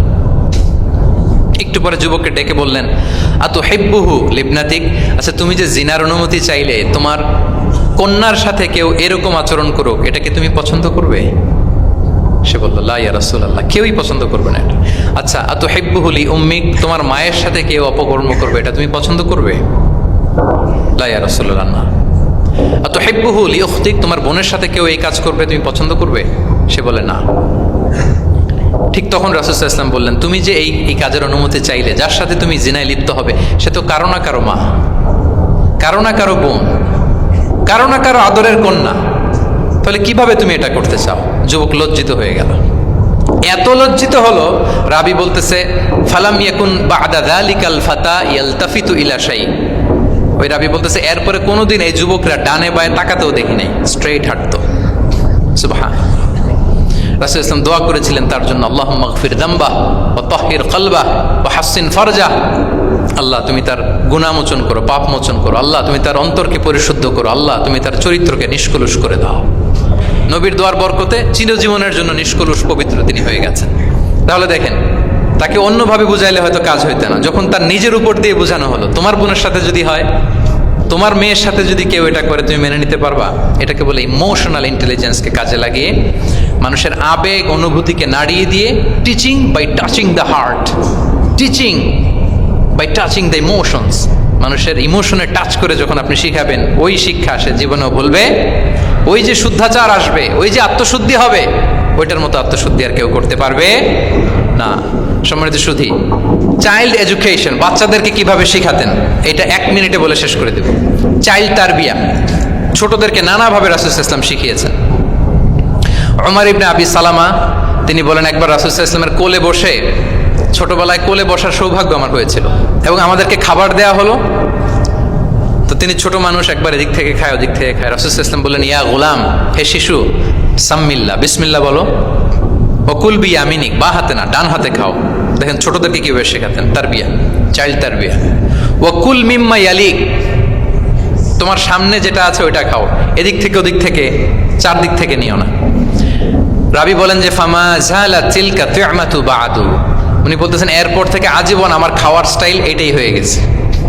নবীর ওই কথা আমার কানে ঘন্টার মতো বাজে। খাওয়া শুরু করলেই আগে আমি বিসমিল্লাহ বলি, ডান হাত দিয়ে নেই, আর আমার সামনে যেটা আছে ওইটা থেকে খাওয়া শুরু করি। দেখেন চাইল্ড তারবিয়া কিভাবে করতেন। তাহলে এটিকেটস অফ হ্যাভিং ফুড কিভাবে খাবে রাসূল ইসলাম শিখালেন। আপনারা জানেন যে হাশিমি খানদান, মানে বনু হাশিমদের জন্য জাকাতের সম্পদ খাওয়া, রাসূল ইসলামের বংশের জন্য জাকাতের সম্পদ খাওয়া হারাম। তো একবার জাকাতের সাদাকার খেজুর ছিল স্তূপ করা, রাসূল ইসলামের নাতি হাসান রাদিয়াল্লাহু তাআলা, ছোট্ট মানুষ, এসেই ওই খেজুর নিয়ে খেতে আরম্ভ করলেন। দূর থেকে রাসূল ইসলাম দেখে বললেন, কিখ কিখ ইরমি বিহা। কিখ কিখ মানে আমরা বাংলা যেটাকে ওয়াক্থু, ওয়াক্থু মানে থু মেরে ফেলে দাও। এটা বলে তিনি হাসান রাদিয়াল্লাহু তাআলা আনহুর মুখ থেকে খেজুরটা বের করলেন আর বললেন, আলা তা'লাম আন্না লা নাকুলু সাদাকা, মানে নানা ভাই, আদরের নানা ভাই, তুমি কি জানো না আমরা সাদাকার সম্পদ খেতে পারি না, তাড়াতাড়ি ফেলে দাও। মুখ থেকে টেনে যে খেজুরটা নিয়েছিলেন হাসান রাদিয়াল্লাহু তাআলা আনহু, সেটাকে রাসূল সাল্লাল্লাহু আলাইহি ওয়াসাল্লাম বের করে দিলেন। তাহলে এখানে কনসেপ্ট অফ হালাল এন্ড হারাম ছোটবেলা থেকেই নানা ভাইকে উনি ক্লিয়ার করে দিচ্ছেন। আব্দুল্লাহ ইবনে আব্বাস রাদিয়াল্লাহু তাআলা আনহু রাসূল সাল্লাল্লাহু আলাইহি ওয়াসাল্লামের কি ছিলেন সম্পর্কে বলেন, কি ছিল? সবাই বলেন আওয়াজ করে। কাজিন, চাচাতো ভাই। আরেকটা সম্পর্ক ছিল রাসূল সাল্লাল্লাহু আলাইহি ওয়াসাল্লাম ওনার আর কি হইতো? খালু মাইমুনা বিনতুল হারিস রাদিয়াল্লাহু তাআলা আনহা, তিনি ছিলেন আব্দুল্লাহ ইবনে আব্বাসের খালা। আর যেহেতু রাসূল ইসলাম বিয়ে করেছিলেন, ফলে রাসূল ইসলাম ওনার সম্পর্কের আরেক সম্পর্কে কি হয়? খালু। তো উনি খুব ছোট ছিলেন, এত ছোট যে রাসূল ইসলাম যখন ইন্তেকাল করেন তখন ওনার বয়স ছিল 13। আব্দুল্লাহ ইবনে আব্বাসের বয়স তখন কত? 13। তো ফলে ছোট মানুষ প্রায় খালার বাসায় রাতে থাকতো এবং রাসূল সাল্লাল্লাহু আলাইহি ওয়াসাল্লামের আশেপাশে ঘুমাতো।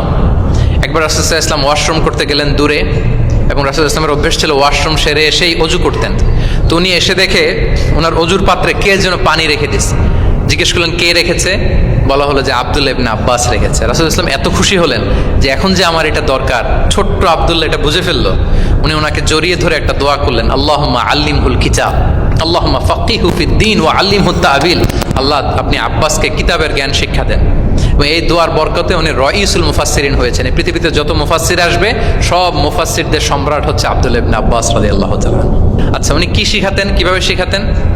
তাহাজ্জুদের সময় রাসূলুল্লাহ সাল্লাল্লাহু আলাইহি ওয়াসাল্লাম নামাজে দাঁড়ালেন, আব্দুল্লাহ ইবনে আব্বাস এসে রাসূলুল্লাহ সাল্লাল্লাহু আলাইহি ওয়াসাল্লামের বাম দিকে দাঁড়ালেন। ছোট মানুষ, ভাবছে আমিও যে নামাজ পড়ি। আচ্ছা বলেন তো, যদি দুইজন হয় নামাজে, একজন ইমাম আরেকজন মুসল্লি, মুসল্লি ইমামের কোন দিকে দাঁড়াবে? কিন্তু আব্দুল্লাহ ইবনে আব্বাস দাঁড়াইছে কোন দিকে? বাম দিকে, কারণ উনি ব্যাপারটা জানেন না। তখন রাসূলুল্লাহ সাল্লাল্লাহু আলাইহি ওয়াসাল্লাম কি করলেন? হাত দিয়ে টেনে পিছন দিয়ে এনে ডান দিকে নিয়ে আসলেন। তাহলে রুলিংস অফ সালাতের সুন্নাহ কি, কিভাবে দাঁড়াতে হবে, এটা তিনি শিখালেন ছোট্ট আব্বাসকে, আব্দুল্লাহ ইবনে আব্বাসকে। এরকম অসংখ্য হাদিস আপনি সিরাতের পরতে পরতে, হাদিসের পরতে পরতে পাবেন, যে বাচ্চাদেরকে, শুধু যে যুবকদেরকে, তরুণদেরকে রাসূলুল্লাহ সাল্লাল্লাহু আলাইহি ওয়াসাল্লাম শিখিয়েছেন এমনটা না, বরং শিশুদেরকেও শিখিয়েছেন। এইভাবে রাসূলুল্লাহ সাল্লাল্লাহু আলাইহি ওয়াসাল্লাম এমন এক শিক্ষা পদ্ধতি আমাদের জন্য উপহার দিয়েছেন, যেটার মধ্য দিয়ে তিনি শ্রেষ্ঠতম প্রজন্ম, the best generation ever on আর্থ, যেটা আমি শুরুতে বলেছি, এবং তার ধারাবাহিকতা এর পরের প্রজন্মকেও শ্রেষ্ঠ প্রজন্ম বলা হয়েছে। এর পরের প্রজন্ম, তিনটা জেনারেশন এই শিক্ষার, এই ওহির জ্ঞানের শিক্ষার ছোঁয়ায় তারা শ্রেষ্ঠ প্রজন্ম হয়েছে রাসূলুল্লাহ সাল্লাল্লাহু আলাইহি ওয়াসাল্লামের এই শিক্ষা পদ্ধতির মধ্য দিয়ে। তাহলে সম্মানিত সুধী, আর লম্বা চূড়া আমি করতে চাই না। অনেক লম্বা সময় আমাদের অনেক বোনরা আমি দেখতে পাচ্ছি, ওনারা জায়গাও পাননি, দাঁড়িয়ে দাঁড়িয়ে পুরো 1.5 ঘন্টা আলোচনা শুনেছেন। আমাদের অনেক ভাইরা 1.5 ঘন্টা যাবত আপনারা শুনেছেন। আমি একটু সামারি করি, 1 মিনিটে সামারি করে আমরা ক্লোজ করব। আমরা যদি সামারি করি যে রাসূলুল্লাহ সাল্লাল্লাহু আলাইহি ওয়াসাল্লামের শিক্ষা পদ্ধতিটা কেমন ছিল, এটা উৎসাহমূলক ছিল, আশাব্যঞ্জক, মানে মানুষের, যেটা মানুষকে আশাবাদী করে তোলে, হপফুল বানায়। এটা মানুষকে কি বানায়? সবাই বলেন কি বানায়? হপফুল, আশাবাদী, কনফিডেন্ট বাড়ায়, ইন্সপায়ারিং ছিল এটা। এটা কল্যাণকামিতায় ভরপুর ছিল, ওয়েল উইশিং ছিল। আমরা যেমনি কারো কথা শুনেই তার উত্তর দেই বা মাসালা বলে দেই, এরকম না। রাসূলুল্লাহ সাল্লাল্লাহু আলাইহি ওয়াসাল্লাম, ইংরেজিতে এটাকে বলে এমপ্যাথেটিক, মানে খুব বেশি সুবিবেচক। He not only listen to the suffering of others, he use to feel it. তিনি ফিল করতেন। একজন এসে বলতেছে যে আমার এই সমস্যা, এটার এখন আমি কি করব? আমি জাস্ট বললাম এটার ইসলামী সমাধান এটা হচ্ছে একটা। রাসূলুল্লাহ ইসলাম এরকম না, যে বলতেছে তার কষ্টটা তিনি ফিল করার চেষ্টা করতেন, ফিল করে তখন তাকে গাইডলাইন দিতেন। এটাকে বলে এমপ্যাথেটিক, ওয়েল উইশিং ম্যানারের, কল্যাণকামিতায় ভরপুর ছিল তার শিক্ষাদান পদ্ধতি। পরামর্শমূলক ছিল, যেখানে মেন্টরিং ছিল, কাউন্সেলিং ছিল। মানে শুধু টিচার হলে এটার আউটপুট একটা, কিন্তু if you work like a mentor, আপনি আপনার শিক্ষার্থীদেরকে মেন্টরিং করতেছেন, তাদেরকে কাউন্সেলিং করতেছেন, এটার আউটপুট হবে অন্যরকম। রাসূলুল্লাহ সাল্লাল্লাহু আলাইহি ওয়াসাল্লাম he worked as a mentor and counsellor for the সাহাবা। সুবহানাল্লাহ। রাসূলুল্লাহ সাল্লাল্লাহু আলাইহি ওয়াসাল্লামের দেওয়ার শিক্ষাটা ছিল বেসিক্যালি অ্যাডভাইজারি। আমরা মাঝে মাঝে অ্যাডভাইজারি নেই, দেখবেন বড় বড় নেতা লক্ষ লক্ষ টাকা বেতন দিয়ে অনেক বড় বড় উপদেষ্টা রাখে, তারা বিভিন্ন ধরনের অ্যাডভাইস দেয়। রাসূলুল্লাহ সাল্লাল্লাহু আলাইহি ওয়াসাল্লাম এই সার্ভিসটা সাহাবাদেরকে দিতেন। ওনার শিক্ষাটা ছিল অংশগ্রহণমূলক, মানে এঙ্গেজমেন্ট ছিল। একতরফা আমি বলে গেলাম অথবা একতরফা ওরা বলে গেল, এরকম না। জিজ্ঞেস করতেন, শুনতেন, শোনাতেন, প্রশ্ন করতেন, প্রশ্নের পিঠে প্রশ্ন ছড়ে দিতেন। ইন্টারেক্টিভ ছিল, পার্টিসিপেটরি ছিল, অংশগ্রহণমূলক। এটাকে আমরা, মানে ক্লাসিক স্কলাররা যেটাকে বলে সহবা, কি বলে? আমরা বলি না যে সহবতের বড় প্রয়োজন। রাসূলুল্লাহ সাল্লাল্লাহু আলাইহি ওয়াসাল্লামের সহবতে মূলত ওনারা নলেজটা অর্জন করেছিলেন। পার্টিসিপেটরি ছিল, এঙ্গেজমেন্ট ছিল। এবং আমরা উল্লেখ করেছি যে Q&A বেস ছিল, প্রশ্নোত্তরমূলক, ওরাল ছিল, যৌক্তিক ছিল, র্যাশনাল, রিজনিং শিখাতেন। কেন এটা হালাল, কেন হারাম, কেন এটা ডুজ এন্ড কেন এটা ডোন্টস, এটা রাসূলুল্লাহ সাল্লাল্লাহু আলাইহি ওয়াসাল্লাম বলেছেন। এবং he use to prioritise the youth in training and grooming. বিশেষ করে বয়স্ক সাহাবাদের থেকে যুবকদেরকে বেশি প্রায়োরিটি দিতেন তালিমের ক্ষেত্রে, তারবিয়ার ক্ষেত্রে, কারণ তারাই উম্মাকে লিড দেবে। তারাই কি উম্মাকে লিড দেবে। এই যে এখানে যারা বসে আছেন, আমার তো মনে হয় বয়স 25 থেকে 30, এর আগেই বেশিরভাগ। সো আপনাদেরকে লিড দিতে হবে আগামীর বাংলাদেশে, ঠিক কি না? এই জন্য রাসূলুল্লাহ সাল্লাল্লাহু আলাইহি ওয়াসাল্লাম বাছাই করে করে কোন সাহাবীর কি ধরনের যোগ্যতা আছে এবং ইসলামের জন্য এটা কিভাবে কাজে লাগতে পারে, ওইভাবে সাহাবীদেরকে তিনি গাইড করতেন। এবং সেটার ফলাফল তো আমরা দেখেছি, খয়রুল কুরুনি কারনি সুম্মাল্লাযীনা ইয়ালুনাহুম সুম্মাল্লাযীনা ইয়ালুনাহুম। এই ওহির জ্ঞানের স্পর্শে, এই শিক্ষার, এই তালিমের স্পর্শে তারা শ্রেষ্ঠ প্রজন্ম হয়েছেন। এবং তার পরের প্রজন্ম তিনটা প্রজন্মকে তিনি শ্রেষ্ঠ প্রজন্ম বলে ঘোষণা দিয়েছেন। আমি আর দীর্ঘায়িত করব না। আমরা যদি রাসূল সাল্লাল্লাহু আলাইহি ওয়াসাল্লামের আনিত এই শিক্ষা পদ্ধতি আমাদের শিক্ষা ব্যবস্থার মধ্যে ইনক্লুড করতে পারি, তাহলে আমরাও আমাদের প্রজন্মকে ওইরকম শ্রেষ্ঠ প্রজন্ম হিসেবে গড়ে তুলতে পারবো ইনশাআল্লাহ বিইذنিল্লাহ। আওয়াজ করে সবাই পড়ে ইনশাআল্লাহ বিইذনিল্লাহ। আমি সবাইকে আবারও অন্তরের অন্তঃস্থল থেকে শুকরিয়া জানাই। Discourse on prophetic teaching methodology এই শিরোনামের আলোচনা প্রায় 1.5 ঘন্টা যাবৎ খুব মনোযোগের সাথে আপনারা শুনেছেন। আল্লাহ তাআলা আপনাদের সবাইকে কবুল করুন, আপনাদেরকে ভালো রাখুন, ঈমানের সাথে রাখুন।